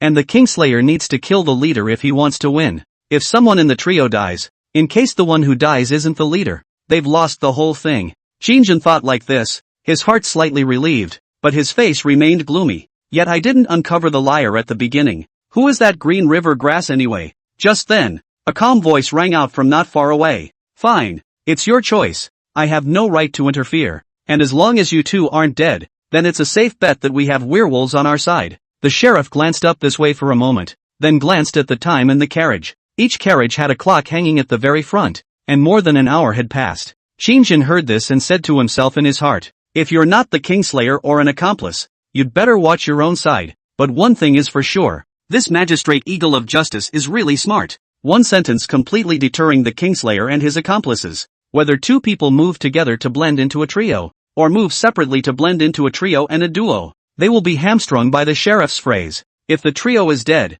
then you can be sure that the murderers are the two who survived. When a trio dies, only one will die. After all, with three people holding hands, unless two of them were in cahoots, whether it was an accomplice or a Kingslayer acting alone to blend in with their part of the group, the one who survived would be outed after the hand was struck. If there is a werewolf in the trio, it must be two wolves working together. If the duo is dead, then they will be able to be 100% certain straight away that the murderer is the other one who survived. Thinking of this, Qin Shang felt steady, standing up for the Godslayer and the accomplices. There probably wouldn't be any more player deaths in a short period of time, so he said in a flat tone, bye. The sheriff and the others also sneered. Bye. Chapter 11, is a bug visible to the naked eye a hint? Qin Shang raised an eyebrow, taking in the sympathetic expressions of these three people. Did the old man guess wrong? Is the game balance bit just my subjective opinion? Are the real identities of these three men actually two accomplices and the Kingslayer, respectively? So after deducing that Lori and I were assistants and leaders, we looked at the two of us posing without the slightest thought of carrying on with the game and smiled triumphantly? Seeing that Lori and I don't explore the game, they're happy? It shouldn't. Qin Shang quickly vetoed the idea. If all three of those men were werewolves and only themselves and Lori were good citizens, those three had the advantage of numbers. Why don't you just rush up and kill them? Qin Shang glanced at the pink-skirted lowly next to him. Those three men. One of them could probably drown the young tooth next to his own in a single piss. And the little priest ninny next to him arguably didn't have a single fight in him. If all three were werewolves, they'd probably have jumped on you and Lori by now. And where did their creepy smiles come from? Qin Shang frowned for a split second. The little lowly grandpa cowcus mate seducing strong mom had come to her side. The little girl was lively in nature, and seemed to have a taste for that flavor of the aftermath of a robbery. As she threw her arms around herself, brother, they're finally gone. Now we're safe. Just the two of us left, eh? The corner of Qin Shang's mouth twitched. This lowly from the island, you restrain yourself. You've been reading a lot of study materials, haven't you, Nasan? With lines like that, is the next line it's just the two of us? So we can have some fun, and my sister won't know about it. Qin Shang spat in his mind. Of course, as a human husband, he still had a moral grounding. I'm a 3-year-old man myself, and I don't have a lot of feelings for the mediocre pair of A-listers. Qin Shang silently drew his arm back and then looked at Lori. You trust me that much, sister? Not afraid that I'm actually the werewolf on the team? No way. Grandpa Cow Cost the maid seduced strong mom. The hem of her skirt rippled a ripple, stomping her little feet and pouting as she immediately replied. Why else would you have just helped me? At those words, Qin Shang revealed a shady sideways smile. He said, should I swindle her? When he thought of this, his expression instantly became sinister, and he slowly lengthened his tone. Perhaps it was because it was clear that you were the leader and that gaining your favor was part of the plan that you chose to keep you in preparation for knifing you off? After all, as an NPC, knowing the quests of all the players within the replica is also a breeze. And when you introduced yourself and stated your side quest, the Godslayers me identified you as the leader. Lori froze and her body began to shake. Looking at that stance, a couple more scares and it's probably going to be a straight-up weak-legged walk. Qin Shang observed that her reaction did not seem to be fake, so he said with disappointment, no, actually I'm an assistant, and my quest hints and hidden clues are all publicized. I'm just scaring you. After all, it's kind of a normal operation to try to find out if you're a Godslayer and an accomplice. Brother, you've gone too far. The little lowly froze at the words, and a flash of crystal in the bottom of her eyes was accompanied by a touch of relief. If licking cockroach jade feet violently was really the Kingslayer hiding in the ranks, then it was no different than sending her to her death if she rashly followed her like this. Qin Shang laughed and ignored her, only looking at the three of them walking away. Their figures had disappeared into the connection between the second and third carriages. It was only then that Qin Shang did not move to look around at the newspapers, and the pink and white kitten dolls. There is something eerie about Hello Kitty button black eyes that seem to taunt themselves, through a little bit of light from the car window, as if to say, you will soon be one of the undead joining the rest of us. Go out and throw away all the stuffed animals in the house. He mentally cursed, and then two questions sprang up in his mind. According to the backdrop cue, a portion of the passengers in Car 2 left Car 3 hand in hand because of Miss Mary's program. The other unfortunate passengers died in the middle of the second car. Ignoring for a moment that there were douchebags among those who were pulling the strings. There were indeed, but just a couple of douchebags trying to regicide an entire compartment of passengers. Does that make sense? If it was man-made, Qin Shang felt it was unlikely. He looked to the newspaper on the window, which was heavy enough to imagine that the person who had put it up had taped the place tightly back in the day. And it was only after all these years that the paper had begun to show signs of peeling, but still blocking all the windows of the entire second car tightly. Is it to prevent something? Could it be something outside the window? Could it be that I'm thinking wrong, and that the Kingslayer wasn't on the team all along? Qin Shang was startled, but again, he quickly overturned his guess. Nope, Kingslayer is on the team. There was something in the game prompt that said that the Kingslayer had blended into the group, and we only had 6 players total, with 7 people in the field. It would be obvious that the Kingslayer was disguised as a player. The idea that something outside the window hurt these passengers is complete nonsense. Don't scare yourself. While a lot of games these days have thrilling psychic elements, this round probably doesn't. And so on. Qin Shang was suddenly startled when he thought of this. It says in the backdrop that this is London, England in the 1870s. And while Sherlock Holmes is the first thing that comes to mind when this era is mentioned, isn't it also a bit wrong for Hello Kitty to appear in this part of the world? I can't remember exactly when Hello Kitty was born, but this thing is by no means from before that long ago in age. In the next moment, Qin Shang looked at Lori. Girls knew much more about such gadgets than big old men. Grandpa Cow. Nikki's pretty face darkened. Told you that was just an ID that people came up with in the heat of the moment. Gee, the little girl is thin-skinned. I'd like to ask you a question. What era of toys is Hello Kitty? The little girl bristled at this comment. It's also very hot now. People who like Hello Kitty often buy some peripherals to decorate their rooms as well. I don't think there's a girl who wouldn't recognize this, right? No, you're misunderstanding me. I mean, she's a cartoon character that was born in roughly what era? I'm not specializing in anime design. I don't know. Should be the last century. At those words, Qin Shang's eyes narrowed slightly. The last century was the 20s. Here is the 19th century. The backdrop story is fictional for sure, but in a game with a story set in the background. Skim off the next thing that doesn't fit the backdrop era. Isn't that not very logical? For the time being, Qin Shang could probably figure out a little bit of the characteristics of the God's Path game. The game is balanced as well as logically tight, and there's hardly too much to go wrong. The loops are intertwined. There's no way to complete the side quests without doing the main quest, and you don't get new backdrop hints without continuing to explore. Without the new backdrop hints, it's impossible to tell why the passengers disappeared with the little clues available. Then Hello Kitty appearing here is buggy. The organizers shouldn't be so brain-dead as to put in a bug that is so obvious to the naked eye. So maybe these dolls are hinting at something. What does kitty cat stand for? Qin Shang had a headache. I'm really not a ing two-spined ape. And even if it's a real secondary girl, I'm afraid she doesn't know, right? Who's fine with paying attention to where a familiar mascot comes from? This is the same as everyone has heard of the Monkey King, but the journey to the west set the 4 divine monkeys. In fact, Qi Tian de Shang's race is the Ling Ming Sure monkey, but not many know. Who has nothing to be concerned about so deeply? Who takes the time to learn all the ins and outs of Kitty Cat a mascot? Chapter 12, Diary on the Wall. Just then, Qin Shang felt that the putrid odor that had just entered the second compartment at the beginning had intensified a bit more, and he didn't know if it was because he had developed resistance and adapted to the environment in the compartment after staying there for such a period of time. Now, surprisingly, it wasn't so disgusting the smell in this compartment.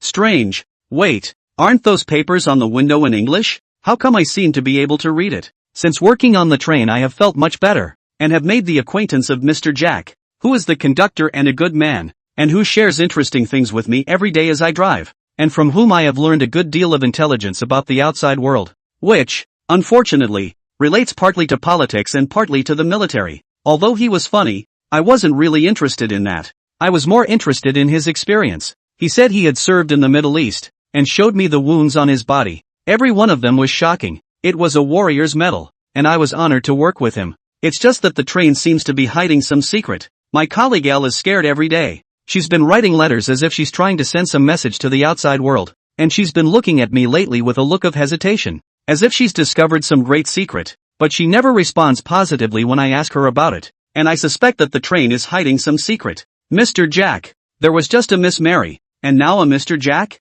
Nima, the developer of this God's Way game must be Chinese, or else he would never come up with such a popular foreigner's name. Qin Shang spat out a sentence, but he just couldn't help frowning. These newspaper-like things are not actually newspapers, but someone's diary? He had now figured out the reason why he was suddenly able to read English on his own. An education wore 5 dregs of secondary school dropout. Qin Shang boasts that can recognize all 26 letters of the alphabet are considered their own awesome. Decipher, a skill of the teacher's profession. Ability to subconsciously read the language of any country. By the looks of that, it would be the conductor on this train who wrote this diary? It's just that this train conductor is really sick. The back and forth in his diary is totally conflicting. On one foot he says that Mr. Jack is funny and enjoys chatting with him, and then he spits out that he's not interested in what people are talking about. Qin Shang skimmed his lips, and again, he proceeded to look backward. I told Mr. Jack about AL's letter, and he was surprised, and I wanted to go on with my questions about the train, but Mr. Jack,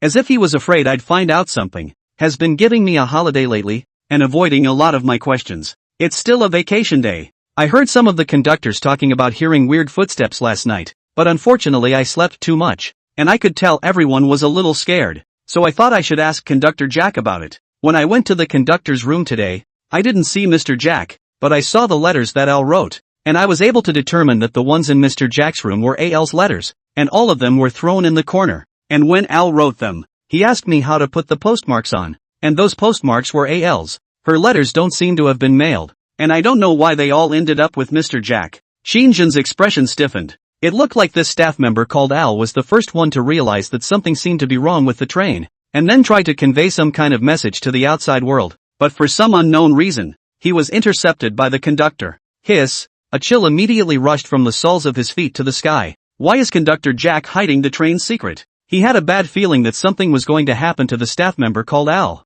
Today continue to vacation. Do not need to work on the day lying in the dormitory to rest on it. Just I was very bored. A long time no skirt. So I changed the usual clothes to go to the carriage to walk. The passengers see me, but also a little bit strange. They look at me in the eyes of the very different. Make me feel that the unsuspecting, a little bit of no gentlemanly manner. I fled back to my dormitory, and by nightfall, my roommate, Elle, hadn't returned. She might be in some kind of danger. And the next day I went to see Conductor Jack, who told me to stay away from the house for the rest of the day. Wait a minute. There's something wrong with this order of words, isn't there? Continued vacation today and then same-day journal entry about what happened the next day? How this doesn't sound like the language of a normal human narrative is a bit smoky for my ING CPU. If it was written the day after it happened, shouldn't the day before be used to describe what happened yesterday? Damn. Why does the head itch a little? What's going on here? Weird. When I played zombies as a kid, It seemed like the brains that were eaten were going to grow back.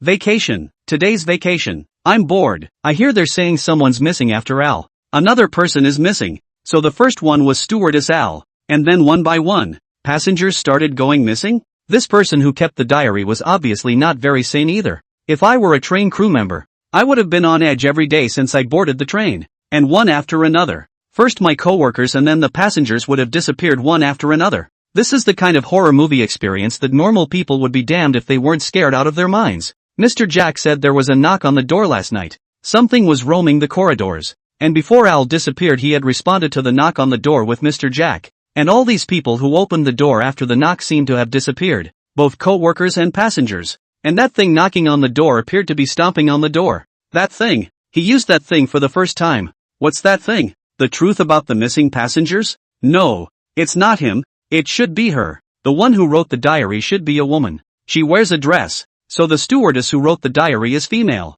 On leave, Mr. Jack told me not to go out. To stay in the dormitory. Which I agreed to. But I was still scared. And I wanted Mr. Jack to stay with me. Which he didn't agree to. And then for the last 3 days, no passengers have disappeared. The back and forth logic of this sentence is also incorrect. Taking the day off, no passengers missing in the last 3 days. Dyspraxia. This conductor was mentally unbalanced. On vacation. All this chatter was really annoying. One passenger made fun of my outfit. And then he disappeared the next day. Yes. Someone else started disappearing. But he disappeared just in time. Qin Shang frowned. It's still vacation today. The last day. I think I should be able to go back alive. Too scared. But last night I also heard the knocking on the door. Will it be my turn today? Mr. Jack said to start with Al's letter. I didn't see Mr. Jack at night. Maybe he found something. The knot in Qin Shang's throat rolled involuntarily, not realizing that the owner of the diary had run into the harassment of that thing himself. This is the diary of a foreigner.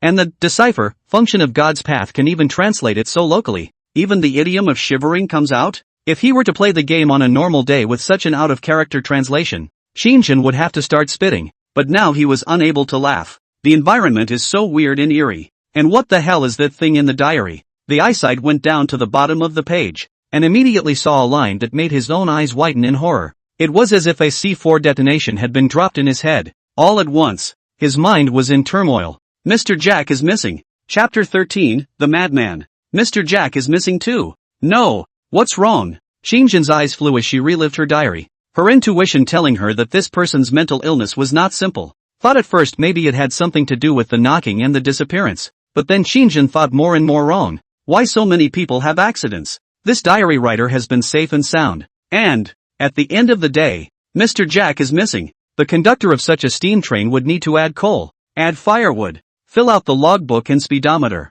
and would also need to coordinate with all his colleagues. According to this diarist, co-workers are ing dead, and 2 people can keep order? And there's no mention of a second conductor in there. Steam trains are slow, and usually start at a week for round trips to places that aren't very far away at any given time. The conductor can't be the only one. In the absence of Conductor Jack, I had to do my duty, and I gathered the passengers together in the hope of getting through the last day. Qin Shang's heart felt like it was shrouded in a fog, and his expression was so ugly that it was capable of dripping water. This diarist is clearly not in his right mind, so the days are not to be taken at face value. But strangely enough, the game backdrop, there's no mention of any Mr. Jack and this diary doesn't match up with the brutal murder of the passenger in the backdrop. Nope. The diary and the backdrop seem to be reversed in one place. The person leading the passengers in the backdrop against the massacre is Lady Mary, who was never mentioned in the diary. And there is no Mr. Jack in the backdrop. But Mr. Jack is everywhere in the diary. The 2 people who are named in the clues we've gotten so far are Mr. Jack and Al.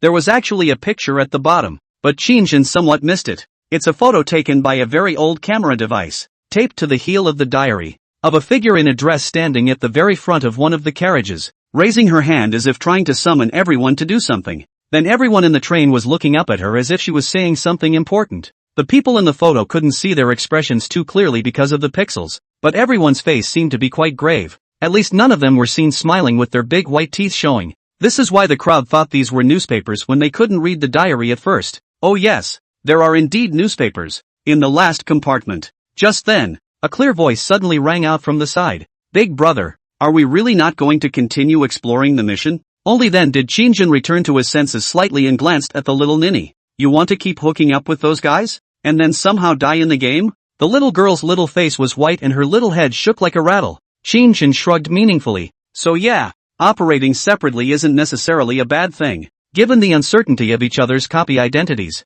splitting up might ensure more people survive. The little girl wasn't stupid, and when Qin Shang studied those things on the window just now, she was also thinking about the underlying logic. Now maybe it's figured out at some point. Care to accompany me on a trip to the first carriage? The next moment, Qin Shang issued an invitation to the little ninny. He wanted to see what was on the first carriage window. I didn't decipher just now, so I didn't scrutinize the contents of the newspaper. Grandpa Cowcos, the maid-seduced strong mom, nodded with a white face at once. It's too eerie to stay here alone. The little girl will go crazy. It's good to follow Qin Shang to at least have a companion. When he reached the first carriage, Qin Shang's line of sight fell on the window. At the first glance, Qin Shang realized the difference. The content of the diary was different. Miss Mary's condition is very serious, and since she got on the train, I can clearly feel that she's been frowning every day. And I think it's the depressing environment of the train that's causing her mental illness to flare up again. She's been reporting to me for the past 2 days that she suspects a passenger is missing, but I've done a head count and no one's missing,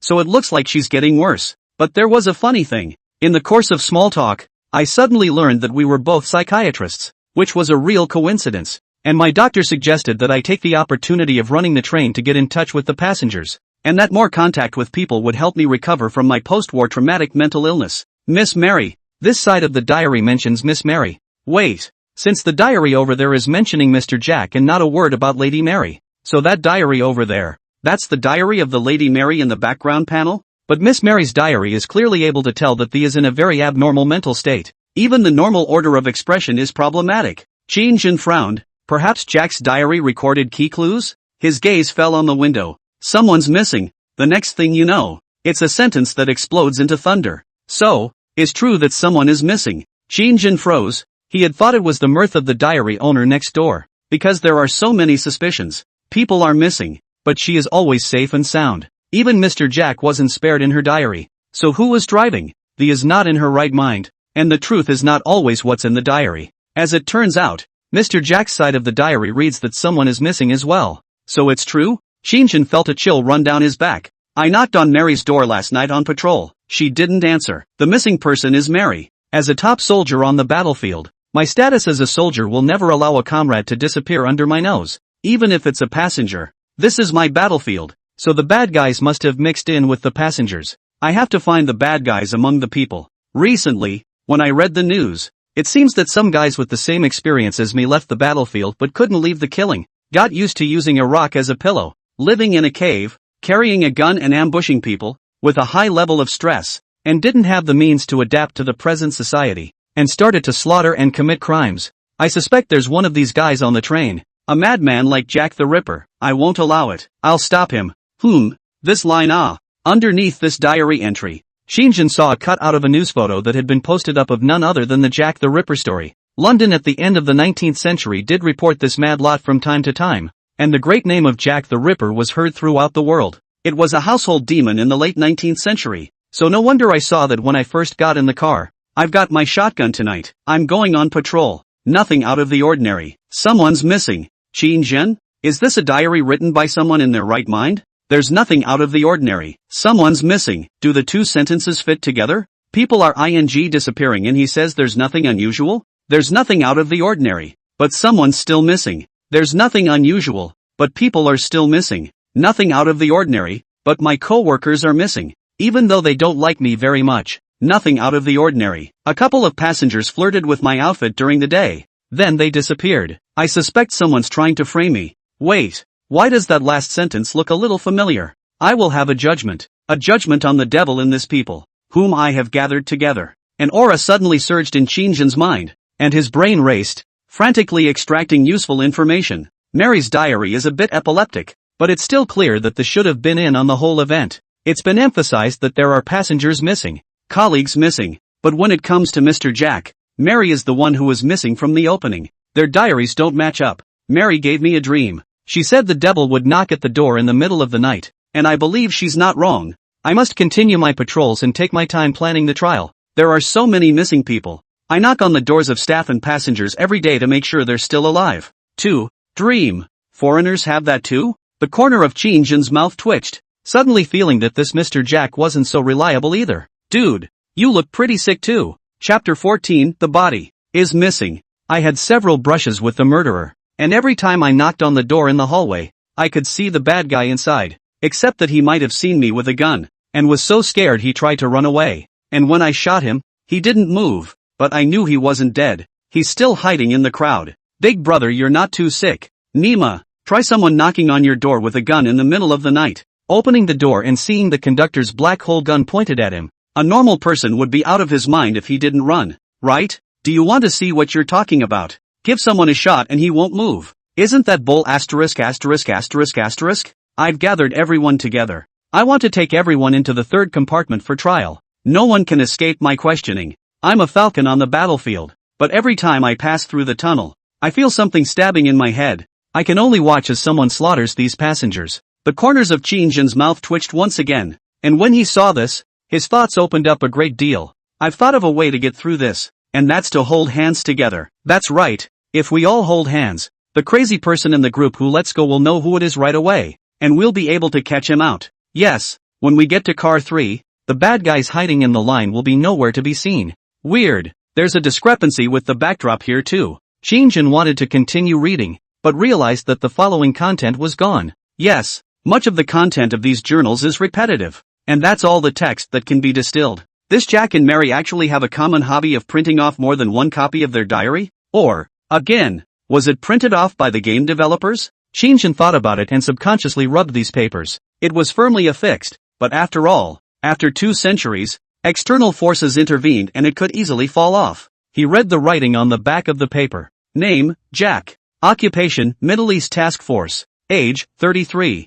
Pathogenesis, the after effects of the war caused heart acne. May be related to the war, watching his teammates disappear one by one. He is a reserve fighter, just dispatch, and did not go to the battlefield. Has been doing logistical related tasks, so did not face the bloody battlefield. For a time cannot accept the disappearance of his teammates day by day, resulting in extreme pressure. So the psychological reasons for repatriation to exile, to do the work of the frontline reserve. At this moment, Qin Shang's pupils suddenly tightened abruptly. It doesn't really matter what the content is, what he cares about is the paper, the feel of this paper. His face changed dramatically, and he grabbed Lori and ran towards the very front of the first car, where the schedule or something like that would usually be posted at the very front of the train. Girl, tell me the name of the staff member written on the front of this. Brother, aren't you also a priest? You should be able to see it as well. In fact, my English isn't very good. I only recognize that it says a Jack. Qin Shang was furious. Forget it, this little can't be counted on.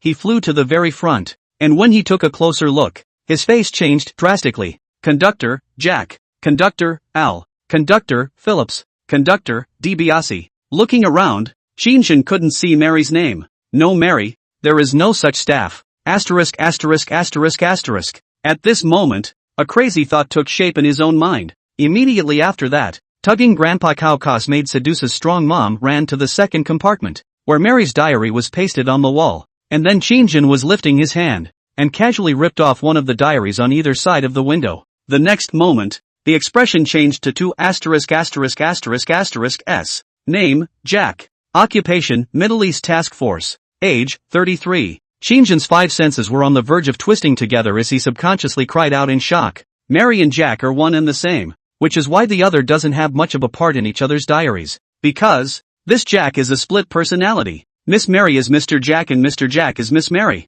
Mr. Jack leads the group out of cars 1 and 2 through the tunnel when the beginning of the spooky deaths cracks up. The person doing this in the background panel is Miss Mary. So these 2 guys are obviously one person. Qin Shang was not without a point. There were many details such as these. For example, clothes that are repeatedly emphasized. Both Mary's diary and Jack's diary repeatedly emphasized clothes. Right up there with the backdrop story. No wonder both Jack and Mary have repeatedly emphasized that they're clothes. Female costumed bigots have to be laughed at by groups of people in this day and age when they blatantly manifest themselves in front of people. Dingoes can be castrated, not humiliated. Asterisk asterisk asterisk asterisk. Men are nearly paranoid and crazy about their sacred objects. And it's not enough to drill them occasionally, but they have to take them out and compare the lengths to see how well the drills work. The corner of Qin Shang's mouth twitched. That Mr. Jack was clearly a ladies' man. There was another incident where the 2 coupled up, and that was after being flirted with by a passenger. Passenger hiccups. Mary by day, Jack by night. That's why Miss Mary's is so much more informative.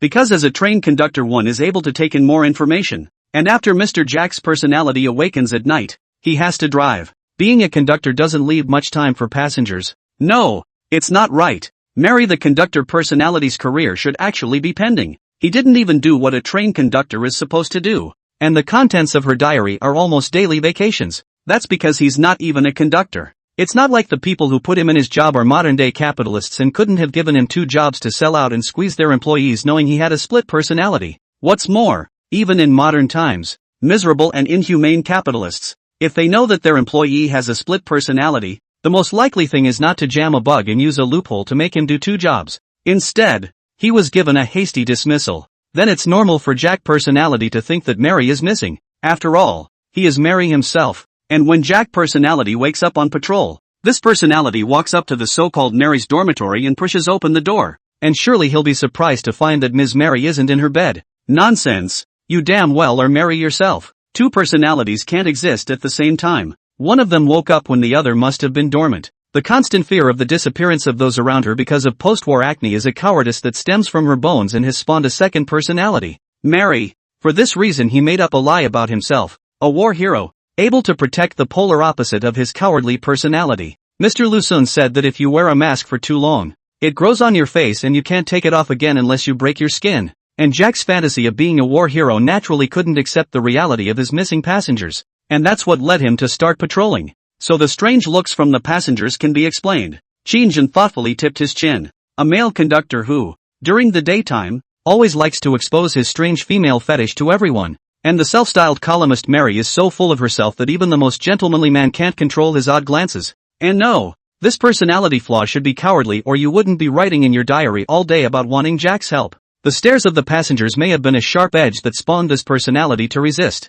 but never to the point of letting the personality of Mary kill. That is a cowardly personality. Combining the 2 diaries, the killings were basically Jack personality, except in the tunnels. Then, there must be a trigger. It probably has something to do with exploration, and I don't think I'll get any new clues if I don't move on. Unless, of course, inherited, the handsome enough to be cut quest and prompt. Qin Shang hung his eyebrows and thought. The teacher's skill in this profession, deciphering, plays a huge role in this ring. Perhaps being a martial artist getting cut could also provide help. Of course, he still wasn't too keen on accepting a redundant assignment. Originally, being a fraudster quest was one more than others, although the hidden quest of the fraudster hadn't appeared yet. But Qin Shang blindly guessed that it was 80% related to uncovering the Godslayer in the team. With 3 quests now wrapped up, it's hard to say that you won't be playing with yourself. Compartment 3 probably harbors all the secrets, including why Jack personality suddenly went crazy, why he lost control, and the reason for the killings. Never mind. Scratch that last one. Crazy people don't need a reason to kill. I just still haven't figured out the reason for so much Hello Kitty laying around. Could it be that the God's Way developers like cats? Why don't you like 7 cats? That's a cute cartoon too. For some reason, cat cartoons basically have no mouths. Except for Tom, the kitten's shame. For example, the kitty cat, and then the 7 cats logo. Well, neither has a mouth. No mouth. Qin Shang was once again stunned and suddenly thought of something. Brother, why don't we keep exploring? I'm getting a little scared. It's been over half an hour since the 3 of them walked out as well, and I've completely lost the sound of their activity. Did you find something on these papers? Just then, the little lowly next to him, Grandpa Cao Cao's maid seducing strong mom quivered. Qin Shang noticed that the little girl was also holding a wall diary paper in her hand. Presumably, seeing as how she'd been staring at this thing for a long time, she was curious about what was on it. Too, I just don't know if the little priest girl without the decipher skill can read British English. In this environment, the desire to survive is overwhelming and there is nothing wrong with looking for clues that will keep you alive. Qin Shang sighed. In fact, after Jack's split personality disorder materializes, it's basically clear to himself why the passengers are missing.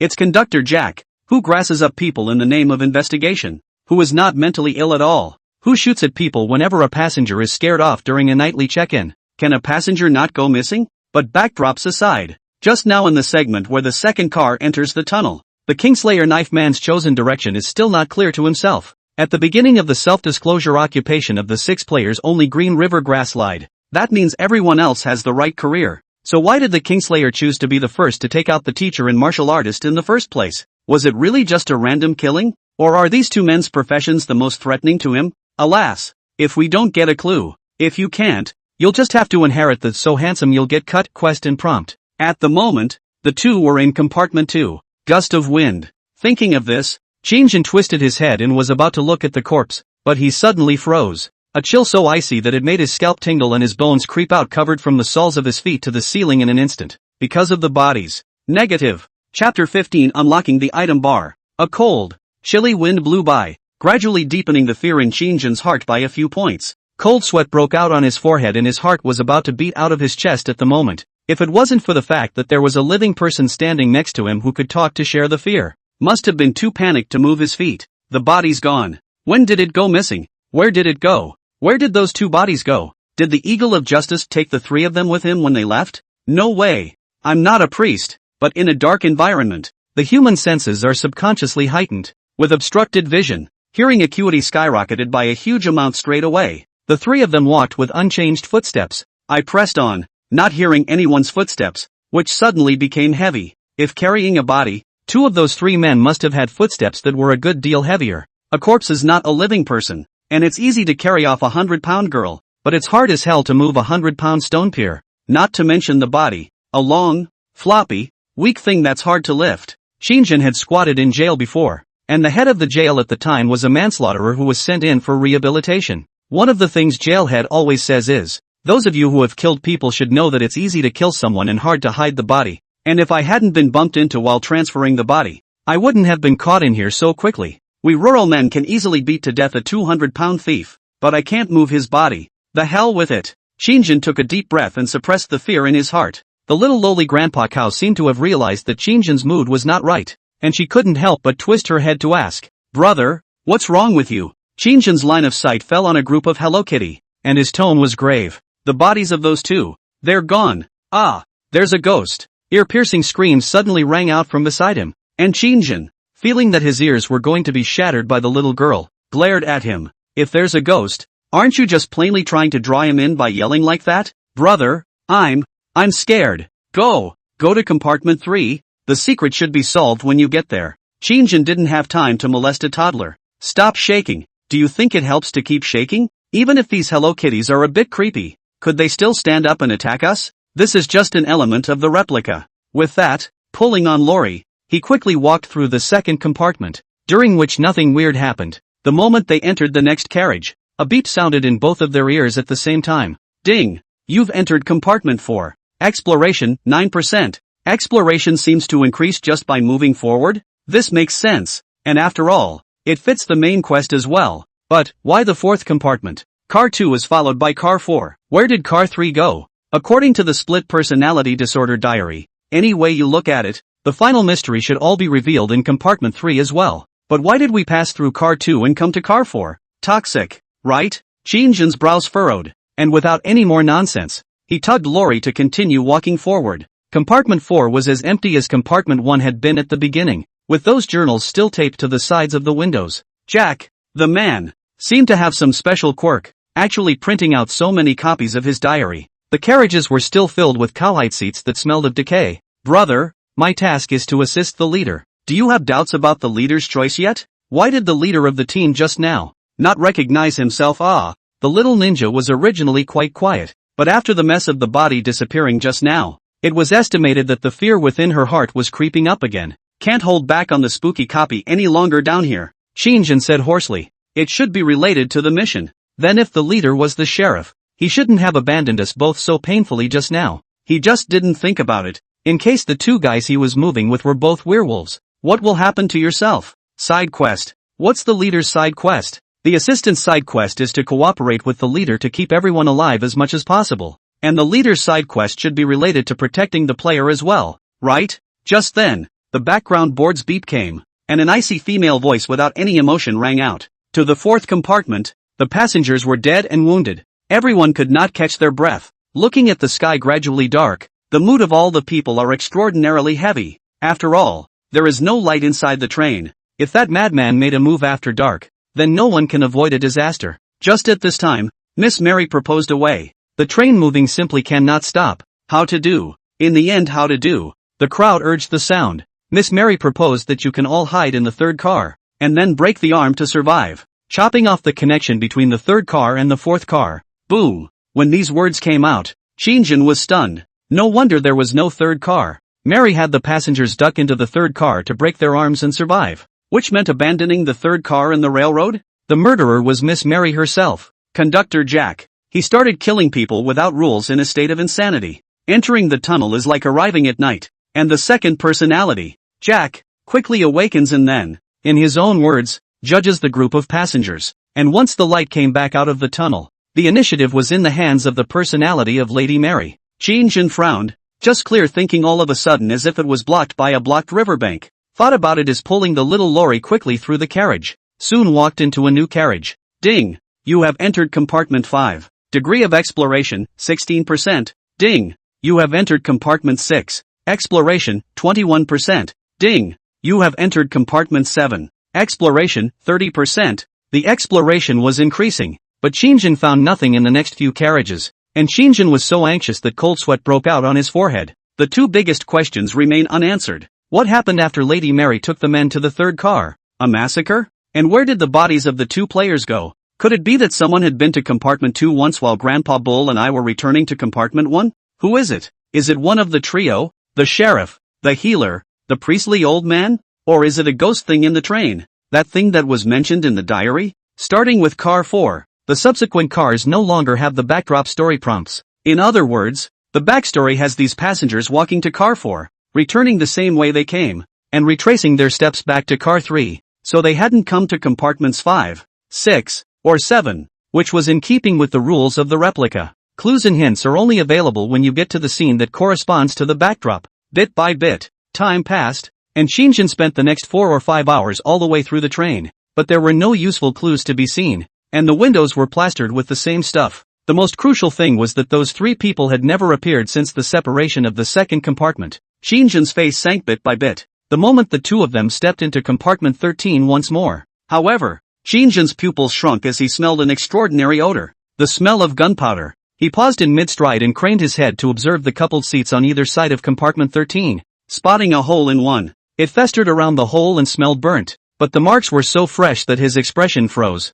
There are guns in this copy. Or is there another NPC? Those 3 disappeared into thin air because they met an NPC. Isn't it too anticlimactic if NPCs have guns? Just at this moment, an electronic beep suddenly came to his ears. Ding! You have entered compartment 13. Exploration, 50%. Unlocking nightfall, darkness is coming. All passengers are invited to hide in car 3 and explore the final copy. Fraud Master hidden quest unlocked. Please find the Kingslayer in the team. Sure enough it's this. Just what does that line about nightfall mean? Is it possible that something weird happens at night in the replica? Evening. Qin's expression stiffened and he twisted his head to look. It was like the outside was wrapped in a thick fog, and originally there was a trace of light shining through the diary pasted on the wall. As a result, at this moment, it was like going from day to night in an instant. The change of day and night is done in an instant. It turns out that the only way to unlock the next episodes is to reach 50% exploration. I'm so stupid. I should have thought of that a long time ago. Carriage 3 is a key part of the mission, and there's definitely no way to complete the full quest of the Death Train without finding Carriage 3. Ding! Congratulations on completing 50% of the Death Train quest. Duration, 15 hours. Exploring the mystery of the vanishing passengers of the Death Train, mission progress 1/2. Archived. Unlocked. Item bar. Reward props, AL's letter. Placed in the item bar. Rest time, 24 hours. Next time to enter the divine path. 12 hours later. Qin's expression changed as he suddenly realized that his body could not move. What the hell? Exploration is considered complete when 1/2 of it is done. No, you'll have to come back next time? God's way, is this an intermission to bring me back to reality and get my strength back? He twisted his head to look at Lori behind him, and the little ninny's pretty face was also covered in dismay. Soon, Qin is found in front of his eyes into a burst of sparkling light. Nothing can be seen, as if the reality in the swing, the dark train car gradually bright. A large incandescent light is like cutting open the darkness of the night sword,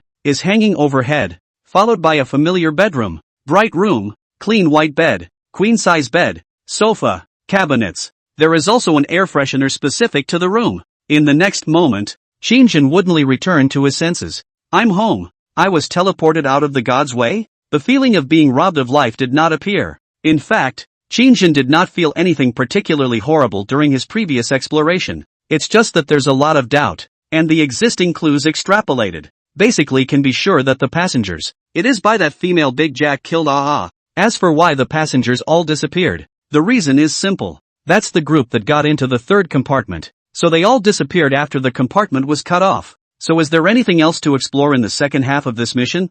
50% of the content? A number 3 compartment full of corpses? Could there really be that thing in compartment 3? What is that thing? Shinjin's brows were furrowed, while his eyes fell on the small silver white card in his hand with a gloomy expression. It was a moment of complete certainty about one thing. The disappearance of his wife is indeed inextricably linked to the God's Way game. Chapter 16, a phone call from a deadbeat. 20 minutes later, Shinshin adjusted his state. I didn't feel it when I was in the divine path, but I came out with a burst of hunger. I entered the divine path at about 12 o'clock noon, and it was early in the morning when I came out. It looked like the passage of time within the divine path was rather like reality, and he casually googled urban weirdness about the 19th century, death train, in London, England, but probably because the people are in the territory. There isn't much information available online. Immediately after that, Shinshin hesitated for a moment and searched for the words, fraud master, in Baidu. What he got as a result was basically some literature, such as the history of the development of this profession and so on, except that they were all real-life swindlers, and the encyclopedia also showed that swindlers were redistributing resources through deception, looting and other means. To put it nicely, it's a fraudster. To put it poorly, it's a liar. There are no specific God's Path careers described and no discussion threads related to God's Path found. If he wasn't holding that little silver white card right now in his hand, Shinshin would even have the illusion that everything that had just happened within the replica was just a dream. He cupped the character card in his palm, and a panel with a line of basic information instantly appeared before his eyes. Name, Shinshin. Race, human. Occupation, fraudster. God's Way ID, lick the cockroach's feet. Experience value, 0%. Item bar, AL's letter. Skill, inheritance. Each use of the skill requires a cooldown of 30 minutes. Can inherit hints and quests from dead targets. This profession cannot use this skill on its own initiative. And when a player kills a player on his own initiative, he doesn't inherit the quest information and hints. Skill, decipher, exclusive to the teacher's profession. Capable of deciphering all words as the name implies. Shinshin frowned slightly and just scrutinized the small card. It was hard to imagine that what he had just experienced had all originated from such a small silver white card. Just then, the cell phone on the table suddenly vibrated. It would already be nightfall. Shinshin was a bit stunned and subconsciously picked up the phone. Hello? Zhang Qiqi's case. I see that they're Yanjing side. Thoroughly characterized as a missing person. This bunch of dry-eating magistrates. Do you want to try to contact the orphanage side again? Let's see if the old dean has any information in his hands related to Kiki Chang's friends and family. Even if they are orphans, they should more or less have some other relatives alive, right? A sentence of missing persons want a perfunctory pass. I see that they simply do not intend to investigate properly. Do you want me to find some of my old colleagues to help put pressure on? Hearing the other party's fast-talking voice, Shinshin's heart was clear about the identity of the caller. It's his own nemesis, Su Mingyang. He called probably because from other sources, he heard about what happened this morning.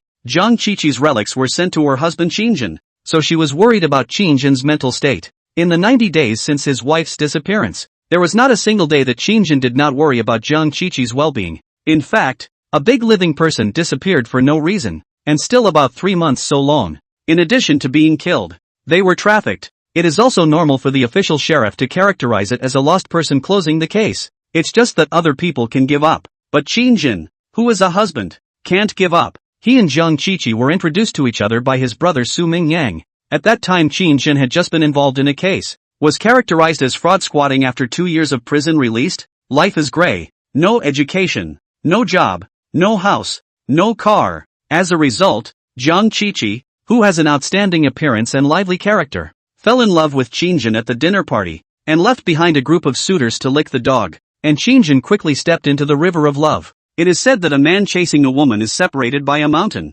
and a woman chasing a man is separated by a veil. A sexy, sweet, lively and passionate pink-skirted loli. What man can resist? For the next 2 years, the couple lived a quiet and ordinary life. During this time, Shinshin has forgotten many people and learned many things. Shinshin often wondered what he would have done without Zhang Qiqi. It was a fruitless answer, and all he knew was that his wife was all he had to live for. In the past 2 years, life has gotten better in an organized and gradual manner. It wasn't until half a year ago that the house fell apart and Shinshin fainted at work for no apparent reason and was diagnosed with brain cancer. Kiki Jian dropped everything to sell her house and car to give him medical care. However, The two orphans' financial capacity obviously could not afford the high medical expenses. Yes, both families are orphans. The medical bills are still not enough. Qin Shang thought about giving up several times, but Jiang Qiqi said, "You haven't even taken my mom to enjoy her life, and you want to just walk away? I won't allow it. You're going to live." After that, Jiang Qiqi changed jobs and traveled to Yanjing on business.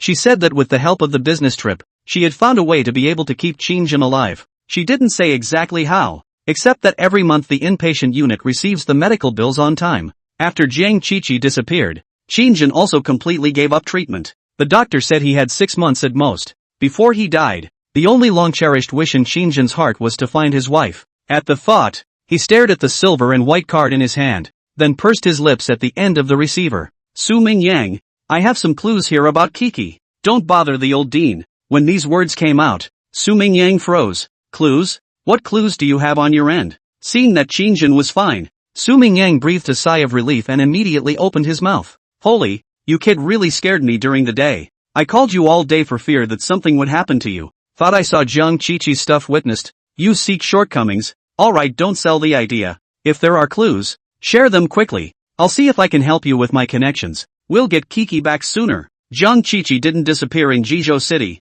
but in Yanjing. Coincidentally, Su Mingyang just happens to work at the Yanjing Public Security Department. Only it's not in the same precinct as the Public Security Department responsible for Jiang Qiqi's disappearance. Since Jiang Qiqi's disappearance, Su Mingyang hadn't wasted a lot of people's resources to help Qin Shang hit up his colleagues in Yanjing for clues. Unfortunately, it was all muddy, with no trace, and it was as if Jiang Qiqi had evaporated. Qin Shang thought and hesitated. Su Mingyang has already paid enough for the two families. Not unlike myself, a man who was on the verge of dying and has been told by doctors that he won't live more than 6 months at the most. He has a bright future. The water of the God's Path game was very deep, and the next time he entered a copy maybe Qin Shang might become a dead soul in the hands of the Godslayer. Shouldn't let Su Mingyang, an outsider, get into this mess again. Even though perhaps as a magistrate he wants to get information way too easy than himself. With that thought, Qin Shang said softly, "Nothing, just a clue. Will you kids stop selling? I look like you're not in a very good mood. I got pissed off today when those brats from the sheriff's department said they sent you the relics,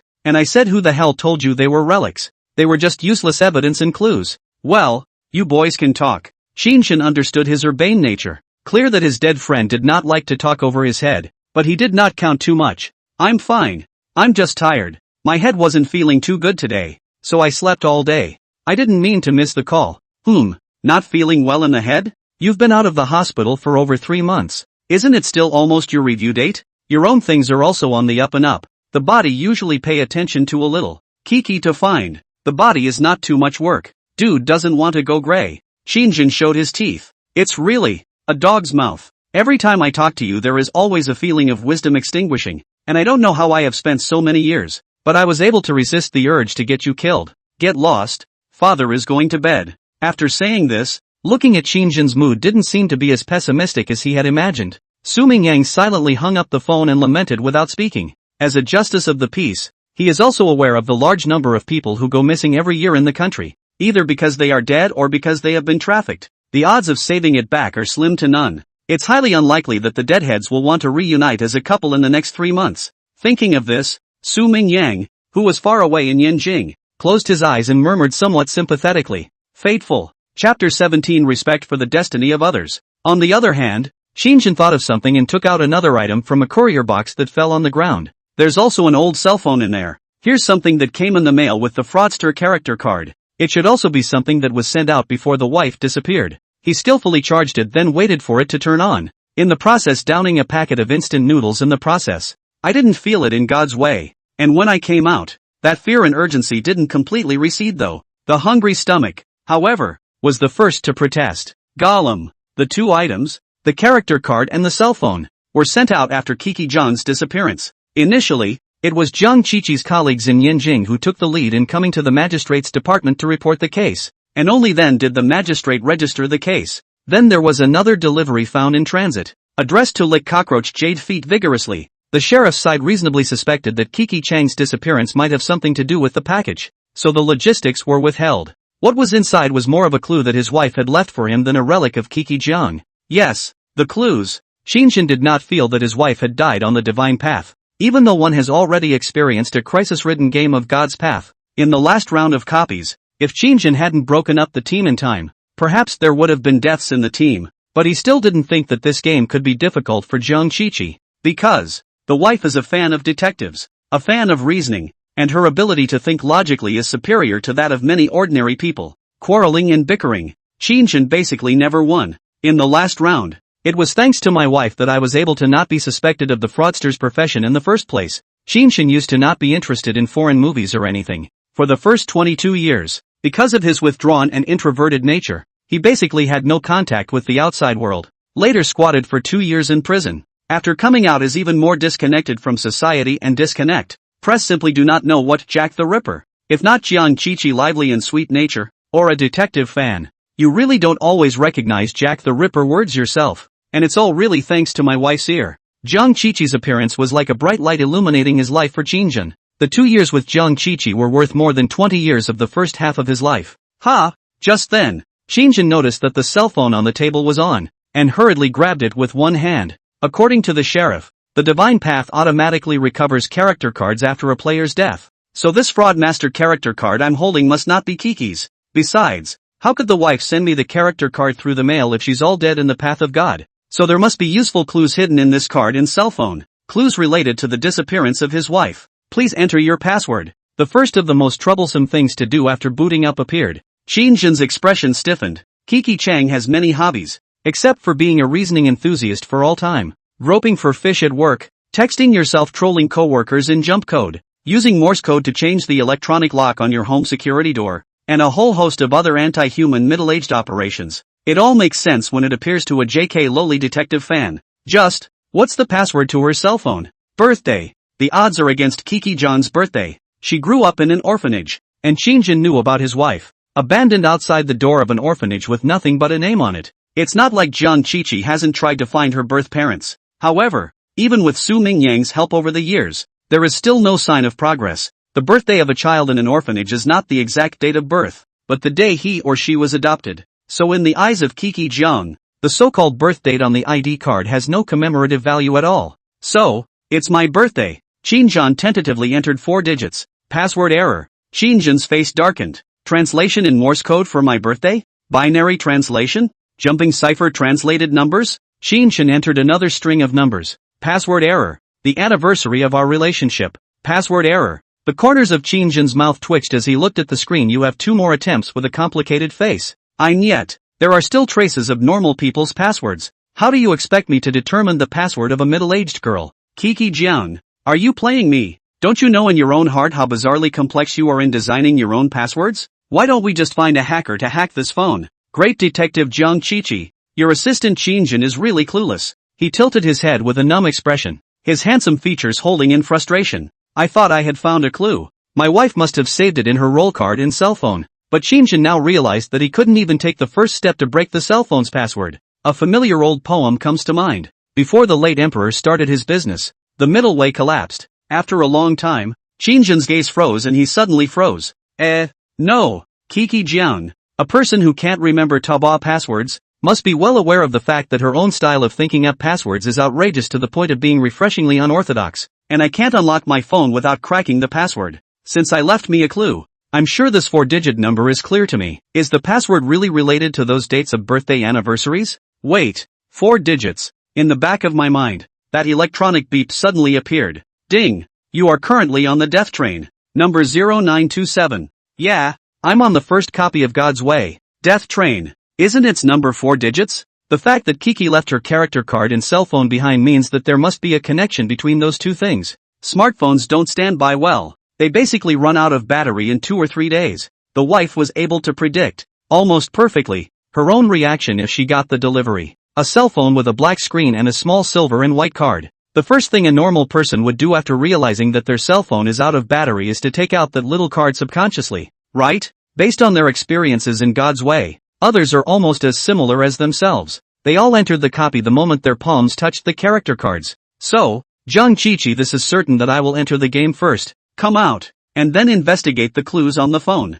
I don't get my character cards the same way as everyone else. They seem to be chosen by the divine path and endowed with them, whereas mine were sent to me by my wife. And one more thing, the naming session. I don't have the naming part. Everyone else's IDs are basically their own, such as Lori Grandpa Kaukos made seducing strong mom, but mine is straight out of my wife's Taobao account. Qin frowned slightly. The moment I touched this little silver white card, I blacked out and woke up in car one of the death train. If there's only 4-digit number associated with a God's Way character card, it's this one. The next moment, a finger poked the screen to enter 0927. Please, it has to work. Otherwise it's one chance left. Although I can get a hack-savvy bigwig from Salty to unlock it for me tomorrow. But even his wife's cell phone cannot be unlocked. Spread the word is really a little too embarrassing. What's more, God knows what his own jumpy and vivacious Stepford wife has saved for the photo album. Those hacker bigots at Salty Fish have no bottom line. Otherwise, you think the National Production Area 9-1 area what Mr. Qin? Mr. Liu leaked resources or how to come? Brother Kun hey, Patsy suffered from this back then. Of course, the one of the two of them was purely the fault of the computer repairman. Click. The rather dated sound of a smartphone unlocking sounded. Qin was instantly relieved. And I don't know why my wife uses such an old cell phone to deliver critical information. However, when he entered the main interface, Qin realized that something was wrong. The first is the app. There are just too few apps, and the ones that came with the system have been deleted by my wife almost all the way through. Except for the ones that can't be deleted. The ones that basically take up memory have been deleted. Also, an app called God's Path Players Official Forum attracted Qin's attention. However, Qin didn't open that forum first for the time being, but opened the memo instead. According to Jiang Qiqi's style, the memo must have left clues for himself inside. Honey, I found something interesting that can change the fate of your life. Your terminal brain cancer is incurable. I have traveled all over the country and haven't found a single precedent of a 100% cure, but the sky's the limit. And that character card is your chance to turn your life around. This move may be a bit risky, but it's the safest way to go. I don't have time to tell you much, so that's all I'll say, and we'll definitely see each other again in the future. Divine path exploration can only be done by yourself, and by the way, in the game, don't trust anyone 100% and respect the fate of others. It's addressed to Kiki who loves you the most. After reading the contents of the memo, Qin's brain was a mess. Just this? No, just a word or two of advice. God's way is my chance to rewrite my destiny. What chance? Ways to fight brain cancer and live? So the wife's disappearance traced back to the fact that she was actually trying to cure herself. Qin's heart sank, and his face was rather complicated. Kiki Jian was so deeply in love with herself that she was actually a bit dismayed herself at times. The wife is clearly a fan of deduction, a fan of detectives, a group that all skews towards the sensible. Why did you choose to commit relationship brain in your own place? But the memo mentions flipping opportunities. Could the divine path be hiding some secret that could cure brain cancer? The wife seemed to be extraordinarily knowledgeable about the God's Way game. And unsurprisingly, Kiki should be a gamer as well. But why had she never mentioned the divine path before? And still flaming out and sending these in the mail before they disappeared? Did she even get a chance to explain herself? Or is this memo just to give me a break? Kiki Jiang was in danger? Chapter 18 God's Way Players Official Forum. A flash of gravity swept across Qin's brows. It was just useless to just speculate now and push these complex thoughts down. Only then did he open that God's Path Players Official Forum. His own Baidu search round. Whether it is related to the divine path, or fraudulent masters, copies and so on have looked all over. But it's almost impossible to find any useful clues at all. And it's also possible that you're just a normal person. So you have limited internet access. Maybe useful clues are blocked? The group of God's Path players should be some years old. Or else the version of the app developed wouldn't be able to run on a decade-old phone. The Apple 5S.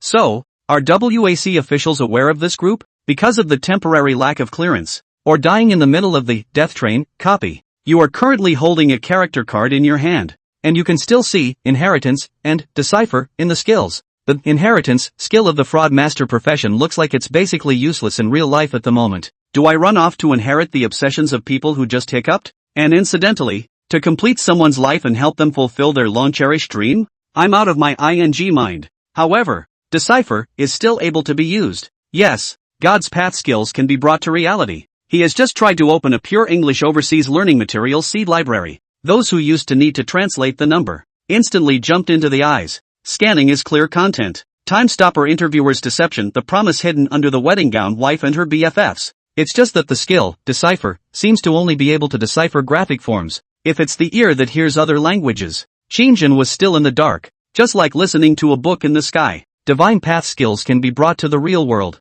Qin's heart and mind were in a state of awe, although the God's Path profession skills that he had seen so far were all very ordinary. such as inheritance and decipherment, didn't seem to be that counterintuitive in reality, but it can still be considered a superpower, or an extraordinary ability, right? So will martial artists, physicians, these guys with unknown occupational skills, use their occupational skills to enrich themselves, or to kill people and do bad things? And at that time, listening to the tone of that magistrate eagle of justice, it seemed like it was just the initial skill. Will that be followed up with another skill? These abilities are already considered anticlimactic when taken to reality. Is there such a group of guys with psychic powers in their hands under the noses of the official Huaxia? And don't the officials know anything about it? If you use your powers to commit a crime, it's unthinkable. According to a joke that Zhang Qiqi had made before, if someone in the world could understand a dozen or so languages at the same time, including minor languages, they could invent a new encrypted language, and no one would be able to decipher it, even if they communicated it in front of many people.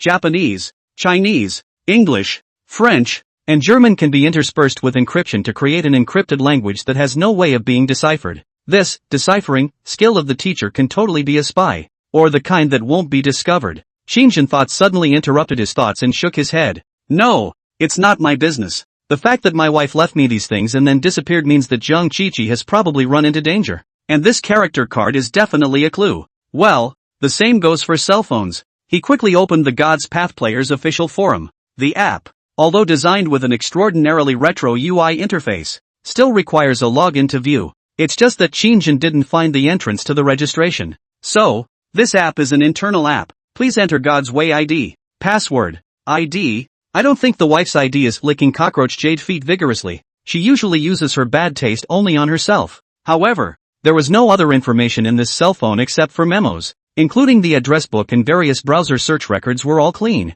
as if the system had been reset without any trace of use. Try using the copy number and my game ID. Qin tried it, and as expected, it was a combination of these two. The interface in front of me loaded for a moment, and it was the forum homepage. There are 4 sections in the homepage, roughly divided into 4 main sections, namely, copy raiders, trading market, points redemption, and official quests. One of the remaining hotspots is casual discussion. The copy guide caught the youth's eye and was the first board that attracted Qin the most. After all, if it's a game, then it stands to reason that there would naturally be cheats and such. Assuming of course that the number of gamers is large enough and someone is willing to share. He clicked in which the categorization was very comprehensive. And Qin also saw for the first time the diversity of professions of God's Path players. The major professions are basically encompassed in the headings set up under the board, and a copy of the corresponding profession is usually circled in the heading. Hashtag priest classic priest profession summary Mo's copy of the book. 5 points Hashtag martial artist on Xianyu Island, personal opinion.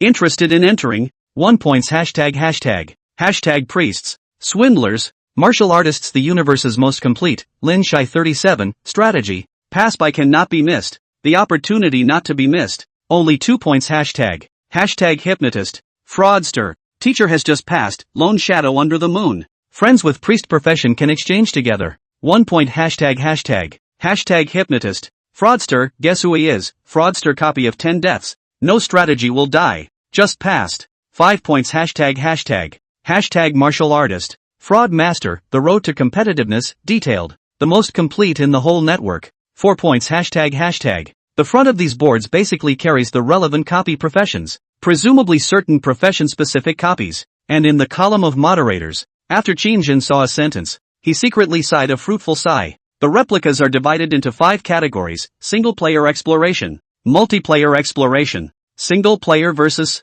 multiplayer versus, and player versus player. Any unexplored copy is worth more than 10,000 gold. So please don't be stingy. 10 points will be awarded for verifying the S-Class copy clearance strategy, 5 points for A-Class copy clearance strategy, 2 points for B-Class, and 1 point for C-Class. Below that was a reminder labeled in red. Any God's Way player shall not utilize his supernatural power to break the law within the territory of China. And if any crime is committed, it will be cleared by the official personnel after investigation. There are countless lessons to be learned from the past, so new and old players should be warned. Although there were only a few short lines, Qin felt an inexplicable aura of solemnity. The red letters indicate the official attitude towards God's Way players using their superpowers for wrongdoing. Sure enough, Qin said, there is no king's land under the sky, and it's almost impossible for a group of aliens to run rampant under the eyes of the officials. There was never a lack of genius in this world. And even with the skills brought by the Divine Path character cards, many people still somewhat underestimated those who actually got the main character's script in reality. Perhaps there have been people at one time who have been nourished by their abilities and whose ambitions have swelled to try to do bad things. So there will be even more horrible God's Way players to come and purge them. After all, who's to say that those loyal to the crown didn't get roll cards in their hands? Reasonable. Otherwise, this group has existed for so long, I'm afraid it would have been exterminated long ago. No matter how powerful the skills brought by God's path are, there's no way they'll be able to fight against guns, right? Chapter 19 Tainted Copies. Only by the looks of that, there doesn't seem to be any official public outcry against scam master professional players. Where did the name fraudster, the public enemy of all, come from? Scrubbing posts in the forums. Although Qin Shang didn't have enough permissions and didn't know how to redeem points, but then you see quite a few copies of the guide with the prefix, with the words fraud master. Other players for fraud master professional attitude does not appear to reject or resistance. Then why the magistrate eagle of justice will say that fraud master is the public enemy of all? Also, should I defect to the crown? Qin Shang held his chin and pondered for a moment. In the back of his mind, though, he suddenly remembered his wife's line in the memo. Don't trust anyone 100% again. Who knows if this is an official fishing expedition? If Kiki is also a God's Path player, will she sprout the idea of defecting to the official side after becoming a player? 80% of them will. So what's the official attitude towards her? Is Kiki also a fraud master by profession? Qin Shang pursed his lips and began to search for relevant information. He first tried searching for Zheng Qiqi's name in the forums, which showed that no such user was found. He thought about it for a moment, and the God's Way ID probably wouldn't be used by anyone in their right mind with their real name. As the saying goes, there is a wrong name and no wrong nickname. Kiki Jiang has a jumpy and lively personality and loves to play games, but it's purely vegetable and fun-loving. After playing with himself a few times, although Qin Shang didn't complain much, Zheng Qiqi, the game lover, silently charged $6 to change her ID to vegetable and love to play. Try being vegetable and fun-loving. There is no such user. Qin Shang scratched his head and typed in Mother of Mercy guards the center line again. It turns out that this time it's not a case of no user, but rather that you don't have enough current permissions to view it. When Qin Shang saw this, his face was immediately pleased. Though it's not necessarily true that other people don't use such popular crappy IDs, but Kiki Jiang would be more likely to use it if she was a God's Path player. Because before she traveled to Yanjing on a business trip, she also told Qin Shang that she wanted to give him a child, and hoped that Qin Shang must get well soon. Plus, the image of the middle hero of most MOBA handheld games is relatively cute and playful, which fits the aesthetic of Zheng Qiqi. So when she played the game, she basically used this ID to play the middle mage as well. It's a shame. If I could access Kiki's posting time and posting content, I might be able to speculate on Kiki's occupation and associated copies. It was even able to pinpoint the exact date of Kiki's disappearance. Qin Shang felt slightly regretful, but with his wife missing for nearly 90 days, he'd long since lost hope. To be able to get a clue now is undoubtedly a joyous occasion, and having a clue is better than not having one. Immediately after that, Qin Shang searched for Death Train in the official God's Path player forum. However, there wasn't much relevant information obtained, and the copy strategy board couldn't even find a strategy related to Death Train at all. It was only when I got to the casual discussion forums that I looked something up, but basically the publication dates are 18 to 19 years old and the content is commonplace, all paraphrased in the form of a third party. For example, Player A, a close buddy of mine, a player in the teacher profession, told me one day in a state of shock that he had just finished a copy, and then talked about Death Train, and that's how I found out about this copy. I had wanted to congratulate him for being able to return from the copy without any problems. After all, this is an unexplored copy without a guide, and the fact that he was able to come back alive means that he can provide a copy of the guide, which is a huge amount of money. Only he hung his head and had an ugly expression. So I asked more questions, and for the first time I heard from him that there were still breaks, divided into upper and lower sections of the copy of the raid, and then after another 12 hours, my brother entered this copy again. Since then, it has not appeared. 80% fell in the copy. Player B, Death Train, this copy of the evil batch. This copy should be contaminated. A lot of the clues in it are incomplete. Before there is a God's Way ID genius fraud master guy, gave us a lot of God's Way game cheats. The result is that a certain day to enter the Death Train, out of the afterward in shock leaving a suicide note. When the Divine Path opened 24 hours later, this player never returned. Player C, this seems to be a copy of Fraud Master. Right. Other professions shouldn't have to worry. We can't match this copy. Player B, no, Death Train used to be a Fraud Master single player exploration copy, and there used to be a player who cleared it. It wasn't called that at the time. Number 0927. Class B Divine Path single-player exploration copy, Train Exploration. Then it became a multiplayer copy, and the name became Death Train, and the difficulty level was inexplicably raised to A. Of course, it's well known that within the Fraud Master multiplayer copy, the Fraud Master's copy difficulty will be one level higher than that of other players. Anyway, it's rumored to be tainted by some indescribable power curse. When Qin saw these contents, his expression froze. Death Train is indeed a replica divided into upper and lower sections, and you can return to reality after completing 50% of the exploration, but it takes 12 hours to re-enter the copy. He was, after all, a budding God's Path player, and had originally thought that all other copies were the same. As a result of reading those resting discussion board postings, Qin realized, however, that he seemed to have made a very subjective mistake. With a normal copy of the game, there is no intermission. Moreover, he didn't expect that in the hands of these official players, none of them had the pass strategy for this copy. In other words, Death Train is the unchecked copy that the admins have written about in the moderation area. He had purposely searched for unchecked copies when he read the copy guide column just now. Basically, if it's the first swipe, the title gets spiked as a highlight post, becomes brown underlined, and 10 points are awarded. Although he did not understand the usefulness of points and how to obtain them for the time being, Qin had already been able to feel the terrifying redemption power of points after brushing the forums for a while. 1 point, equal to 1 million renminbi. In the Leisure Exchange board is a posting for acquiring points of some sort. In other words, publishing a guide for the first brush of an A-ranked copy would earn you 10 points, which in disguise would be equivalent to getting 10 million from the officials. This shows how much importance the official government attaches to some unexplored copies of the Divine Path. That's actually understandable. God's Path players are all human. A lot of people, odds are somehow chosen by the Divine Path to become players. God knows what the selection criteria are for this paranormal game of God's Path. You can't put a price on human life, and the mortality rate for A-rated copies and above is extremely high. A cheat for an A-ranked copy might be behind saving the lives of millions of players who would enter that copy in the future.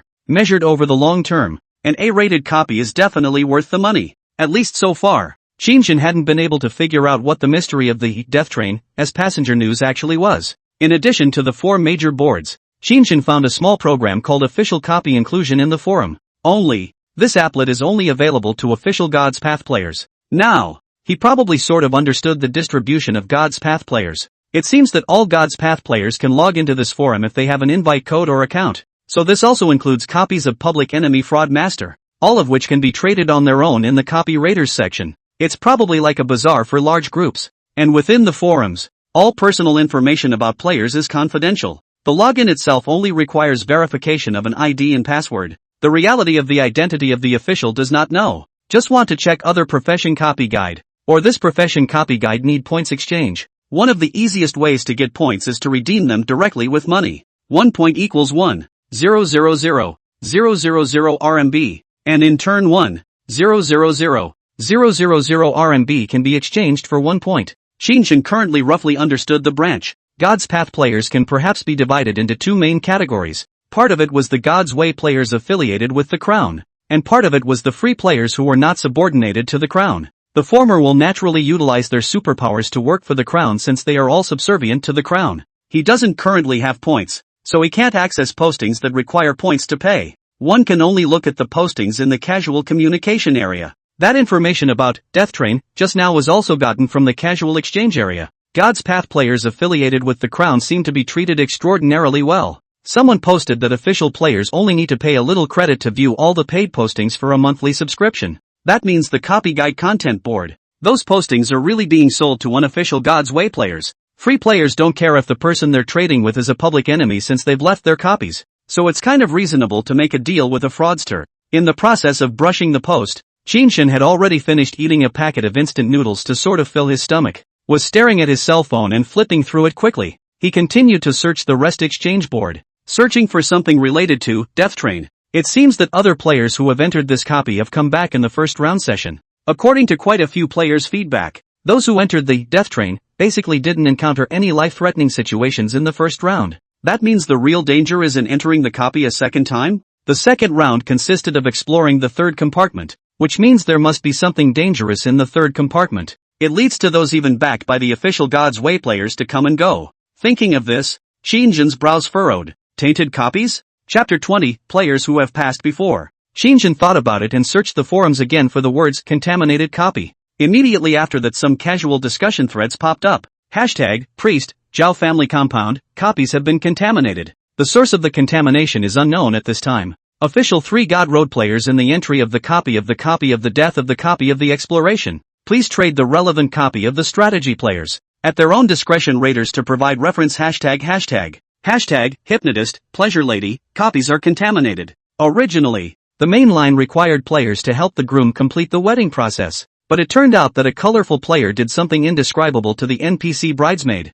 and an accident caused the copy to change from B to S ranked. Renamed, Runaway Groom. The source of the contamination may be the things done by the players who used to be in it. Hashtag. Doing unspeakable things to NPCs. Xinjian's features twisted when he saw the last posting. Nima. Did something indescribable to the NPC Hainyang? Did the dude's chicken thirst get so bad that he subjected the NPC to crotch humiliation? Talent. The corner of Xinjian's mouth twitched. As it stands, there are few copies that have been contaminated. If any of the copies are contaminated, both the main quest and the difficulty of the copies will change, and the once corresponding cheats won't work. In these postings, Xinjian got a clue. Sources of pollution. The Death Train used to be called Train Exploration, a B-ranked copy, but now it has become an A-ranked copy, or an S-ranked copy for the fraud master profession. Obviously, it was suffering from contamination. It seems that if you want to pass these contaminated copies, you have to find out the source of the contamination in all of them. There are various sources of contamination. The grudge of a dead player, the curse of a priest, a certain player who once had the audacity to do unspeakable things to the NPC Hina. All are a source of pollution. Of course, changes to the God's Path map cause copies to collide and create a source of contamination. The first few are better understood as far as copy collisions. Xinjian also saw this concept from the posting. As a simple example, if the Death Train backdrop is set in London, England in the 1870s, then there must be other copies of it underneath that backdrop as well. After all, there are literally tons of urban weirdness stories like this one in every era and every region, and there are surely other copies under the same time frame. If Xinjian ran to the front of the train and drove it before the end of the first round of exploration and drove the Death Train off the tracks, he might have crashed into one of the other copies. This way, Death Train and the other copy collide and become a new copy. These fall under the category of bugs within the God's Way game. Xinjian closed his phone and roughly understood the group of God's Path players. For the time being, the biggest trouble in front of him was still the second round of exploration mission that was about to enter the Death Train later. That said, I seem to remember the Death Train settlement gave me a bonus clue that seemed to be called AL's letter. Xinjian held the character card in his palm and subconsciously opened the item bar. There was indeed a letter lying quietly inside, so perhaps this would provide a number of clues. On the other hand, Yanjing Chaoyang District Public Security Department. A well-built, well-dressed man walked straight into the second floor. Seeing the overalls he was wearing, no one stopped him all the way through. It was easy for the black-faced big man, and he walked into a room at the corner of the second floor. He hesitated in the doorway for a moment before finally raising his hand and knocking. Enter! A cold voice came from inside the door. It was then that the strong man of the sheriff pushed back the handle and looked with a somewhat complicated face at the figure sitting in the office. In front of the desk sits a handsome young man. The man a white coat, long hair gathered into a ponytail. Knife-like handsome features reveal a comb and comb. Even if someone came in, but also just a light sweep is to take back the line of sight. High cool, calm, and revealing a steady sophistication that doesn't fit his age. Eagle of Justice. You got out of your copy a little too fast this time. Ran into a high-level player who took you through the level lying down? That's right, Eagle of Justice. If Xinjian was here at this moment, he would definitely be able to recognize that the one who had entered the sheriff's department was the Sheriff Eagle of Justice who he had met once in Death Train. Hearing this, the Eagle of Justice's expression turned a bit ironic as he said in a deep voice, Mr. Ian, I've entered a tainted copy. God's Path number 0927, Death Train. The moment these words came out, the figure that was always sitting at the computer desk reading documents without slanting its eyes only frowned and raised its head. And immediately after, its line of sight looked towards the Eagle of Justice that had just opened its mouth, and its high-cooled expression transformed into a touch of suspicion. Death Train? An S for the fraud master profession and an A-rank tainted copy for the other professions? After saying this, the young man seemed to read the intentions of the Eagle of Justice who had come to visit him today and sked his lips. If it's a Death Train, then there's not much the organization can do to help you. This copy does not officially include a guide about the second round.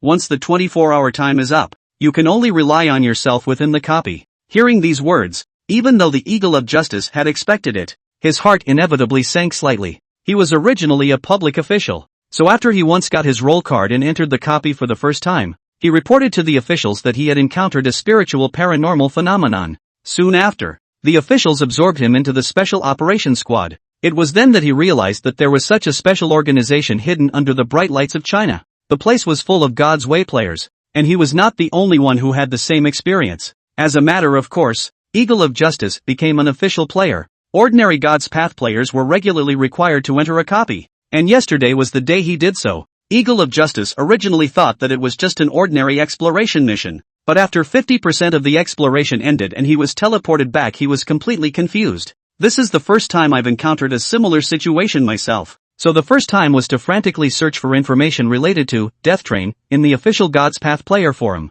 He and Qin saw the same content as one another. So far, that copy seemed far more sinister than he had initially thought. Even within the official database, there are no corresponding pass strategies included. In other words, all the other players who had entered the Death Train had been killed. How else could you come out alive without a ripoff? He then panicked and rushed to the official base camp, hoping to get help from high-level God's Path players. However, it was obvious that even this official player in front of him, who was the highest-ranked player in the Sunrise District Divine Path, seemed to be at his wits' end. The Eagle of Justice heart sank at the thought. Mr. Ian, has no one ever cleared this Death Train? What exactly is the source of contamination in this copy? At those words, Mr. Ian glanced at him, a slight hint of sympathy in his icy gaze. Do you think if we figure out the source of the contamination, we'll still not be able to pass this copy? The next moment, however, he answered with all seriousness. As far as I know, there is indeed a person that has cleared this copy before. What? Has anyone cleared Death Train? Great. That means you have a chance to get a copy of the guide. The Eagle of Justice was instantly agitated. Who is it? Mr. Yoon narrowed his eyes and waved his hand helplessly. I do know of a God's Way player who cleared Death Train, but unfortunately, you won't see him. Why? The Eagle of Justice was like a drowning man grasping at the last straw, unwilling to give up a single chance. At this moment, when he heard Mr. Yin's sudden change of words, his expression also sank, because he's already dead on the Divine Path. His game ID is called Fierce Lick Cockroach Jade Foot. At those words, the Eagle of Justice, who originally had a disappointed look on his face, had a stagnant expression the moment he heard violently licking a cockroach's jade foot, followed by a look of hell. What? Chapter 21, Re-entering the Death Train. On the other hand, Jizhou, after reading AL's letter, Qin's expression froze. Suddenly it makes sense why the Kingslayer started with the knife move me and you're all green in the first round. This is an exclusive reward for the teaching profession. That means that without a teacher, no one else gets the clue, no matter how many come. No wonder they say it's a multiplayer copy. But other times, it's not necessarily true that there are no frauds entering this copy. A fraud master can get this clue after the quest is over as long as he inherits the teacher's side quest. Could it be that the other fraud masters were too unlucky not to match the teacher? So this key clue was lost? Qin shook his head and immediately rejected his guess. Impossible. The God's Path game has always maintained a delicate balance, and since this thread was given, then someone will surely be able to get the clue. Without a teacher on the team, the clue is destined to be available to no one, which doesn't fit the game's balance mechanics. Besides, even if the teacher gets knifed first in the first round, there's still a chance that the other swindlers will get this clue. Could it be that when other players entered this copy of Death Train, the Godslayer found the swindler and the teacher on the first round and decisively knifed the two? Thinking of this, Qin's face suddenly changed drastically. Scratch that. I overlooked a detail myself. WOJ. I was able to survive because I didn't reveal my identity as a fraudster in the first round. The premise is that I was about to announce myself when I happened to run into a copy prompting that the game was about to start. After that, the Magistrate Eagle of Justice heard the word Godslayer and immediately picked up on the relationship between the swindler and the Godslayer, and in passing omitted the matter of the swindler being the public enemy of all. That's why I decided to hide down the roll card occupation. Although we haven't figured out why the Eagles of Justice are so hostile to fraud masters for the time being. Perhaps it's the other players who accidentally exposed their professions as fraud masters when they were performing their Death Train copies and were the first to be knifed out by the crowd. In the quest that followed, the Kingslayer and the accomplice found another opportunity to knife the teacher in the group, and so the entire first round was caught in a kind of death spiral. If there is a teacher or a swindler who inherits the teacher's mission, you can get the clue AL's letter after the quest is over, but everyone knifed the universal enemy in the first round. So after the teacher hiccuped, the whole copy naturally fell into a state where it couldn't be completed because one key clue was missing. L's letter didn't provide much content, but it gave Qin a vague guess in his mind. Dear Vine, I can't believe that our conductor is such a man. who often wanders around at night in a red dress. It's been a month since I last wrote to you, and I don't know if you remember what I said before. I haven't had a day's rest since I got on this train, and I always hear someone's footsteps moving down the corridor at night. And, dear Vine, God, how I wish you were by my side, and I'm so often sleepless at night, and I'm always dreaming of a red dress waving in front of my eyes. It's just that I'm so sleepy that I'm losing consciousness.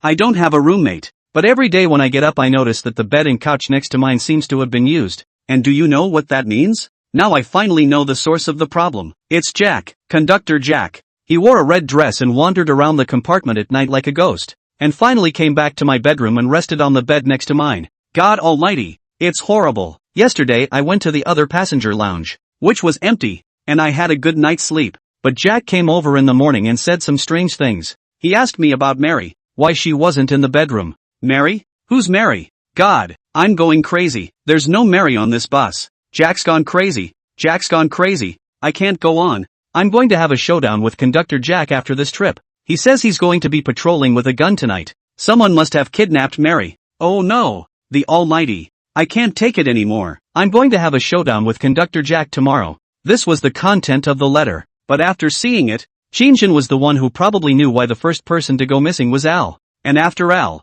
there were other passengers who went missing one after another. Yes, Al was the first one to actually go missing. And as for all the other missing people that Mary had claimed to be missing in the beginning, they were all aftermaths of the war. She can't tell reality from fantasy, bringing memories of a battlefield where she woke up with a missing comrade on the train. In the timeline, it should have started out with the whole train being at peace with each other. Jack wasn't aware that his second personality named Mary would awaken during the night. This personality is passionate about women's clothing. No, it's not right. The personality itself is a woman, a timid and cowardly female personality. During the night, Mary Persona Sue would sneak into the women's dormitory. Well, let's call AL's dormitory the women's dormitory for now. One day, when Mary Personality returned to her dormitory at night, she suddenly realized that her original roommate, Al, had disappeared, and the personality became terrified that someone was missing. She was in the habit of keeping a diary and recorded the incident. Meanwhile, in fear, the timid personality Mary is replaced by the Jack personality. Jack awoke for the first time in the night, and it's likely that a conversation with Al occurred in the process. Jack, who had learned that he would dress in women's clothing at night and sneak into the women's dormitory, certainly didn't believe it. This is something ridiculous for any sane person to do, and he firmly believes that the personality of Mary is a real person who exists. The persona of Jack, the personality, is that of a powerful expatriate warrior, a hero who has gone to war. Definitely scoffed at the split personality, but then he realized that Mary was gone. One night, probably due to the previous stimulus, Mary personality did not awaken. Then Jack, who had given himself the added task of patrolling at night, was surprised to find that Mary, whom he remembered as the one who was supposed to sleep in this dormitory, was missing. In the past, Jack personality and Mary personality would not have met each other. After all, one drives during the day and the other sneaks around at night. The connection between Jack's personality and Mary is probably the occasional reading of Mary's diary every morning, or writing some current news of his own to throw at Mary.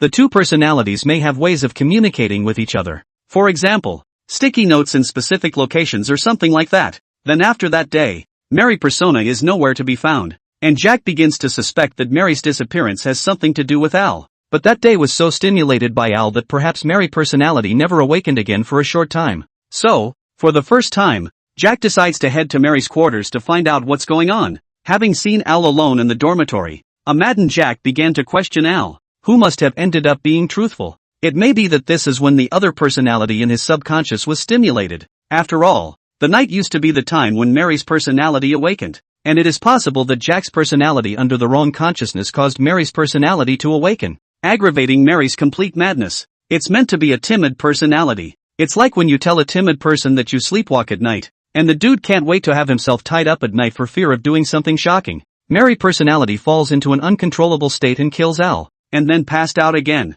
Jack personality is having a seizure thinking someone killed Al and someone hurt Al. So there was the daily knocking on the door after that. The person knocking on the door was Jack. And 80% of normal people who see a man standing outside their door with a gun in the middle of the night would be scared and run in all directions. It was just a sign of weakness in the eyes of this rigid personality. So Jack shot the men down, only to have something perhaps irritate Jack again later, causing Mary's personality to awaken. a cowardly personality that plotted an investigation. Because after she awakens, she's surprised to find a lot of people missing. So all the passengers were organized into the third car. Well, that guess does make a bit of sense. But something still doesn't seem right. At the end of Mary's diary, conductor Jack is missing. Meaning the obliterated personality is Jack? Not Mary, but it was clearly Jack who organized the trial. And Mary was supposed to have survived to the end. Qin Shang stared at the story analyzed with artificial intelligence on his phone screen. His brows furrowed. Mad. Baidu, this AI is not that good. I input so many clues. In the end, just give me analyze out such a thing? Qin Shang silently closed the Baidu app. In fact, this cannot be blamed on the AI. The split personality disorder, this thing human beings have not even studied to understand. And expect the AI to give themselves a clear understanding is tantamount to a mirage. The stories in the copy are stale. Unless one travels back in time, it will always be a guess. Both Jack personality and Mary personality are presumably the murderer. But both personalities have different descriptions of carriage 3. This was doubly puzzling to Qin Shang. Car 3 is 80% sleepers. The rest area for the train crew. That's where it all began for the backdrop. For example, Mary persona found a missing passenger, a missing co-worker. Then there's the investigation into the personality of conductor Jack. Only, after Al died in the middle of the day, Mary personality should have disappeared for a long time. Why the sudden awakening afterward? The diary entries of the two personalities are compared. And the one who survives in the end is actually Mary's personality? Yes, it was mentioned in Mary's diary that Jack was missing. But in the backdrop, Mary had broken her arm to survive and led the group into the third car. Yet in the diary, conductor Jack's diary had this same paragraph. It just turned out to be Jack who led the crowd. It is not possible for the personalities of a split personality disorder to awaken at the same time. What's really going on? And what exactly is that thing mentioned in Mary's diary about? Qin Shang's heart was in turmoil, and he always felt that his analysis still had some loopholes. Just then, an electronic alert should ring in his ears. Ding! God's Path replica is opening. The replica you're entering this time is Death Train. Ding! You are currently on the Death Train. The Death Train is a train in London, England. In the mid-19th century, passengers who boarded the train began to mysteriously disappear one after another. And in the end, without exception, no one was spared. But strangely enough, the train continued to go back and forth between the starting point and the end point day in and day out, and it gradually became a household legend of the ghost train. Number 0927. Type, Exploration. Survival. Your mission for this round is, explore the mystery of the vanishing passengers. Side quest, find the Godslayer hidden in the team. Side quest, please find out the only leader among the 6 players and follow the leader. As an assistant you must assist the leader to pass this round and save the passengers' lives as much as possible. This quest comes from the teacher. During this round you will gain the player's profession skill. Current progress, 50%. Night is falling, darkness is coming. All passengers are requested to hide in car number 3 and explore the final copy. Chapter 22, Not to Make a Sound. What? 12 hours just went by? Time is always short when you're playing with your phone. Swipe through short videos, send messages, and basically time passes. Especially in the God's Path players official forum. Qin Shang also browsed quite a bit of free content. That's not a lot of time. Just by brushing the leisure and entertainment board, Qin Shang spent 2 to 3 hours to understand what a pollutant was and what a polluted copy was, and had to silently mentally digest the content. However, facing the second round of the Death Train, Qin Shang was still filled with fear. Truth be told, he hadn't gotten any particularly useful leads in the last few hours. Even after getting Al's letter, he wasn't sure what exactly was in Train 3 that caused all the passengers to disappear. Alas, it is time. Qin Shang pursed his lips, his face sullen. Immediately after that, it was the feeling of a blurring of vision in front of my eyes, and my consciousness was like riding a roller coaster. The milky white walls of the surrounding bedrooms transformed into waves of water and began to ripple. After a long time the bright bedroom disappeared, and the world in front of him was replaced by dark railroad cars and the constant kadam-kadam sound of the train pressing over the tracks. The moment the 5 senses were restored, the musty odor of decay once again came from between Qin Shang's nostrils. He squinted his eyes. Having entered a copy of the Divine Path for the second time, after adapting, he resumed surveying his surroundings with a scowl. He was lying flat on his back on a sleeper bed, outside of which was a small sliding door and then a narrow corridor that only one person could pass through. The lights were still dim, but there was no newspaper on the windows of this carriage, and the fog outside was thick and dark, and the moonlight was so sparse that you couldn't see the shape of the moon at all. I do not know why. The carriage in the sleeper has a gust of cloudy wind, do not know where to come from, but cold air to take away Qin Shang's body temperature. In this environment, Changes in temperature can easily be visualized to affect a person's mood. Fear crept in again. Knock, knock. Just then, steady but slow footsteps sounded from the hallway outside. Qin pupils suddenly tightened. Who is it? Eagle of Justice. Sister of Knowledge. Buddha deals with the faithful, or Grandpa Kaukas maid seduces strong mom? No, it can't be the four of them. Knock knock knock. It was nothing like human footsteps. Heavy, dense, and even, like leaded sandbags smashed against an iron plate. Knock knock knock. Each stroke felt like a knock on Qin's heart, deepening the fear within. In the next moment, Qin was clearly able to feel the owner of that heavy footsteps stop. He felt like his heart was about to beat out of his chest, and hiding on the bed, Qin even felt like he could hear his own heartbeat. Judging by the sound, the owner of the walking sound probably stopped at the sleeper next to it. What is he going to do? Is this the same thing that was mentioned in Mary's letter? Qin suppressed his breathing, afraid that the sound of his breathing would be detected by that thing next door. Then, knock knock. A knock on the door followed. Qin's eyes were wide, a heart was hanging in his throat, and a coolness stabbed from the soles of his feet straight to the sky. A knock on the door. Wasn't this what he had read within his diary? Is it Conductor Jack who patrols at night? There are many uncontrollable factors that can occur with contaminated copies.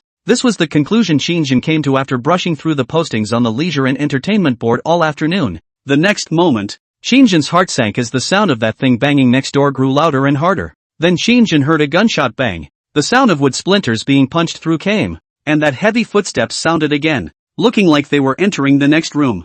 Qin hurriedly climbed up from the bed on his butt. In this kind of environment, keeping in mind the few hints of the copy was the key to saving his life. The divine path would never let players come in and die for nothing. There must be clues to pass the level hidden within the copy hints. Calm down. Must be cool. Exploration type quests. Even if there are some uncontrollable weird factors, the essence of this copy of Death Train is still an exploration type quest. There is absolutely no hope of breaking the game by hiding here, and the key point to pass the game is definitely hidden in compartment 3. Just want to get up. Next to the small lorry suddenly sounded faint trembling in the little girl's voice. Brother. Before the second word was uttered, Qin's eyes widened and he said, why is this little thing of yours also in this carriage? He was too quick to care when Lori appeared on the sleeper next to him and jerked his hand up to hold her mouth down. Once again in the scene, Qin finally figured out why the first round of the second carriage will be placed a large pile of Hello Kitty sake. This is actually the clue. Hello Kitty has no mouth. Inside the backdrop,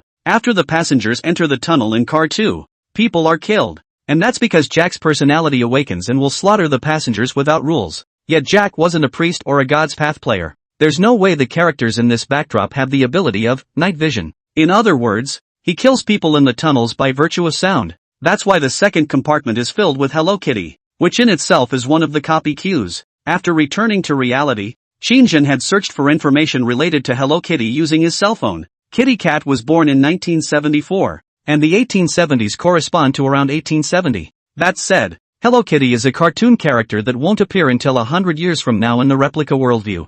By definition, an object that should not have been in the copy. This doesn't fit the backdrop story. The source of pollution can contaminate the copy, and the divine path can adjust the clues within the copy, passing on new information through a few clues against a possible crisis. That's why there are those kitty cats that reek of rot. Those kitty cats, that's the divine path's hint to the players. Cartoon images of cats without mouths are becoming standard. It also indirectly implies to the player that the round in the second compartment, the way the Kingslayer kills people in the tunnels is modeled after the story backdrops where the player's location is determined by sound. Reporting the number was clearly a bad move. In the tunnels, Jack kills people by using sound to determine the player's location. It's nightfall here, which is when Jack's personality awakens. No wonder there are no newspapers. At the same time, being in a desperate situation, Qin's brain spun wildly. No wonder the first few cars had to be half plastered with newspaper. Following the two diaries of the split personality disorder, it is not difficult to conclude that the personality active during the day is Mary and the one at night is Jack. As long as it's daytime and there's natural light coming in, it's Mary personality. So in the backdrop of car 2, even after exiting the tunnel, Mary personality Sue suggests a way to hold hands and report the count. Still no way to lead the pass, because the honored one who came up with this solution is the murderer. He didn't think much about it, and directly yanked the little lowly up from the bed with one hand. Twisting his head was pushing the little girl towards the outside. This perverted crossdresser. He couldn't help but spit in his mind. The two had just walked out of the box into the corridor, when the little lowly twisted her head to look at Qin, blinked her big eyes, and made a zipper movement on her hand, indicating that she understood what he meant, implying that he didn't need to continue to cover her mouth. When Qin saw this, he slowly let go of his hand. Just now he covered her mouth and squeezed his eyebrows like crazy to imply it. This little girl, as long as she's not a cutie, she should get it. Phew! Qin breathed a sigh of relief and was about to continue walking forward. Just then, he realized that the little lowly body in his arms suddenly froze. The pupils dilated as if they had seen something horrible. Qin frowned, shaking his head and pointing to the front of the passageway, signaling her to continue forward. However, the little girl covered her mouth with a face of fear and simply ignored it, staring straight behind Qin. That look of fear didn't look fake. Why does she keep staring at my back? At this moment, Qin's expression also changed drastically, and he suddenly had the illusion of a chill down his back. Subconsciously turning his head, he saw an image that he would never forget in his life. A red-skirted figure appeared behind Qin at an unknown time, less than a meter away. Under her long hair, covering half of her rotting face, her miserable white eyes staring at Qin with the help of the moonlight, emanating the stench of a corpse. From those eyes Qin read a few moments of madness and violence, not to mention the little lowly. The image he saw in retrospect, even Qin, a big old man, was chilled to the bone and his scalp was numb. The next moment, the red-skirted figure raised the shotgun in her hand, the black hole of the gun aimed at Qin. Done. Qin had only this one thought in his mind. Chapter 23, Tips from a Knowing Sister. Crazy. It's crazy begging for a son. Run. Too late. How am I faster than a gun? Just then, he remembered something from Jack's journal. Jack would hunt down passengers who ran away after seeing him, and after his madness he believed that those who ran away when they saw him patrolling were Mary's murderers. So, can't run. The knot in Qin's throat rolled violently, pulling the little ninny to stop her escaping action, holding the little girl down with deadly force. If you don't run, you may still have a chance of survival. If you run, then you are surely doomed. In the next moment, Qin pursed his lips and that miserable white face to stare at. That creepy shadow raised the gun hand did not put down. Qin's heart sank. Did I guess wrong? The little girl in front of her was on the verge of going crazy with fear, her body constantly trembling, obviously scared out of her wits. But the little ninny didn't yell. Only the trembling indicated the fear inside her. In fact, Qin was also panicked, and this time his palm didn't have much strength to cover the little girl's mouth. Demons leave. Demons leave. A fine layer of cold sweat welled up on Qin's forehead, and his lips trembled up and down, a phrase repeated frantically in the back of his mind. Just then, the creepy figure really didn't attack the duo even though it didn't lower its shotgun. Instead, he stared at Qin with those miserable white eyeballs for a long time. Eventually twisting his head abruptly, he slowly walked past the two men. Qin could hear the ragged breathing of the little girl beside him. Knock knock knock. The next moment, creepy shadow came to the door of another bedroom and repeated the mechanical action of knocking. Qin's back was completely eroded by sweat and he almost fell on his butt, and the grandpa cowcos maid seducing strong mom in front of her was still trembling madly, and even though that horrible thing seemed to have left, it couldn't take away the fear from the young girl's heart at all. Qin pulled the little girl back and made a gesture at her. Go! Seeing this, the little ninja's entire body stiffened numbly looking at the youth, her lips purple, shaking her head and making a mouthful as well. Brother, I can't move. Qin hesitated for a split second, and a touch of apology passed through his expression. Freezing reaction, a common human stress reaction, usually occurring in the face of danger, threat, or extreme stress. Evolutionarily unnatural behavior that lacks normal voluntary motor control. The brain is working on how to neutralize the threat and is unable to control the limbs through the nerves. This one is extraordinarily common in life. For example, when you clearly see a speeding car, an oncoming basketball, and you can't move your arms and legs as if they are out of control. It's an animal instinct that stems from human genetics. A lot of what is often said about why women don't run away when confronted with sexual assault is actually because of this. Oftentimes, the danger comes so suddenly that it causes the whole person to have an adrenaline rush and go into a freeze reaction for a split second. Lacking the ability to think subjectively, the brain loses the ability to communicate with the nerves, so it is left with stiff limbs at its mercy. It was probably the fact that Lori was startled, plus the fact that she suddenly gagged herself and held her down dead to prevent the young girl from moving. It made her subconsciously think she was dead, so it caused this stress reaction.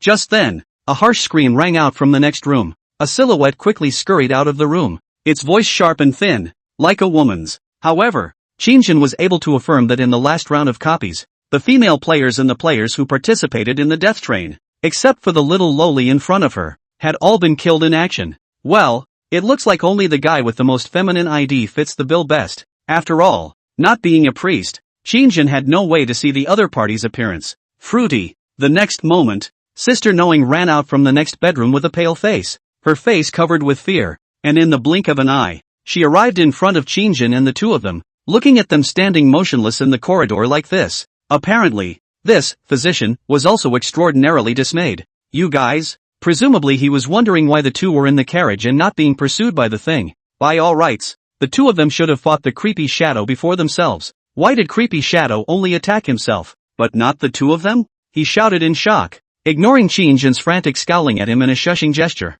Could it be that the thing attacks players selectively? Or were you two originally the Kingslayer and the Enabler? No wonder he didn't attack you guys. You're in cahoots. You two shall not die. Bang! The moment the gun went off, Sister Knowing suddenly fell to the ground. Blood spurted and splattered all over Qin. The glimmer of life in the bottom of the Knowing Sister's eyes dimmed. Dead. Just like that, he died in front of Qin. Not far away from the red dress trick shotgun, and the smell of gunpowder is also followed by drifting, mixed with the smell of blood gradually filled in the carriage. The little lowly cow grandfather made seduced strong mom almost screamed. Qin hurriedly covered the little ninny's red lips with one hand, thinking how nice it would be if she was mute. Qin was not a Madonna nor a savior, and he was not obligated to save them all. The law is a piece of paper in a paranormal environment like God's way. I'm lucky I didn't kill you guys to get through it alone. What's more, God knows whether Sister Knowing was a passenger or an assistant on the death train. Or, is he the incognito 250 Green River Grass? Previously, after the first round of player deaths, Sister Knowing was the first one to jump out and clamor about wanting to disturb the balance in the team. Previously, Qin had analyzed it. For the Kingslayer, the more players are suspicious of each other, the better. It's better to take advantage of the chaos. As the saying goes, take advantage of your illness. Knowing Sister was on Qin's list of suspicions. He'd been going through the forums all afternoon and had probably summarized a few things. The situation inside the tainted copy is uncontrollable, and even NPCs are not always able to provide constructive help. In this case, normal NPCs, the God Slayer, of course, is a type of NPC. In other words, it's not safe to say that the God Slayer himself might hiccup at the hands of this post-pollution. 200-odd years ago, femme fatale originator. After all, there's no way for the NPCs to be clear about all the rules after the copy is tainted. The death of their soul sister has obviously caused a degree of panic for both men. This was the first time Qin had seen someone die in front of his eyes. The passage of life,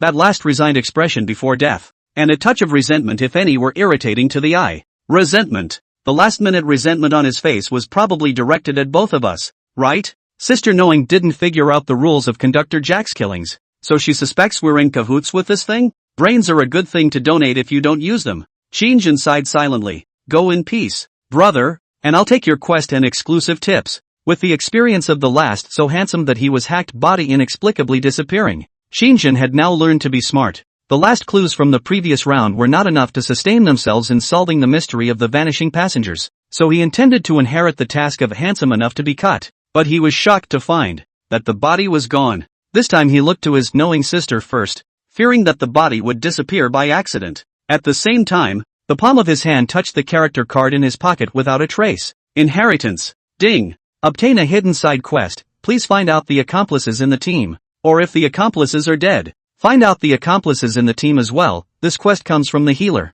And in this round of the game, you'll gain the player's professional skills. Hint, NPCs don't lie. Your status on this ship, passenger. Qin's breath stuttered, followed by a frown. The breath hitched because of the prompting from the knowing sister. No wonder this guy had the audacity to provoke the whole group and put them in the middle of civil unrest after the first Godslayer knife man. If NPCs can't lie, wouldn't it be easier to just ask them, are you a Godslayer? With this most useful hint of information, no wonder this guy was so calm before. His tips made him think he was a sure thing. Yeah. Chapter 24, the ghost thing isn't Mary? Of course, Qin's joyful color did not last long, and was immediately replaced by gravity, because Sister Knowing is also a passenger in this round. The content of that quest barely revealed much in the way of clues. After all, Jack trainers attack players indiscriminately, and just now he himself had come to the conclusion that the Kingslayer, or perhaps an accomplice, was not necessarily familiar with the rules under which Jack trainers attacked players. Then the team's accomplice,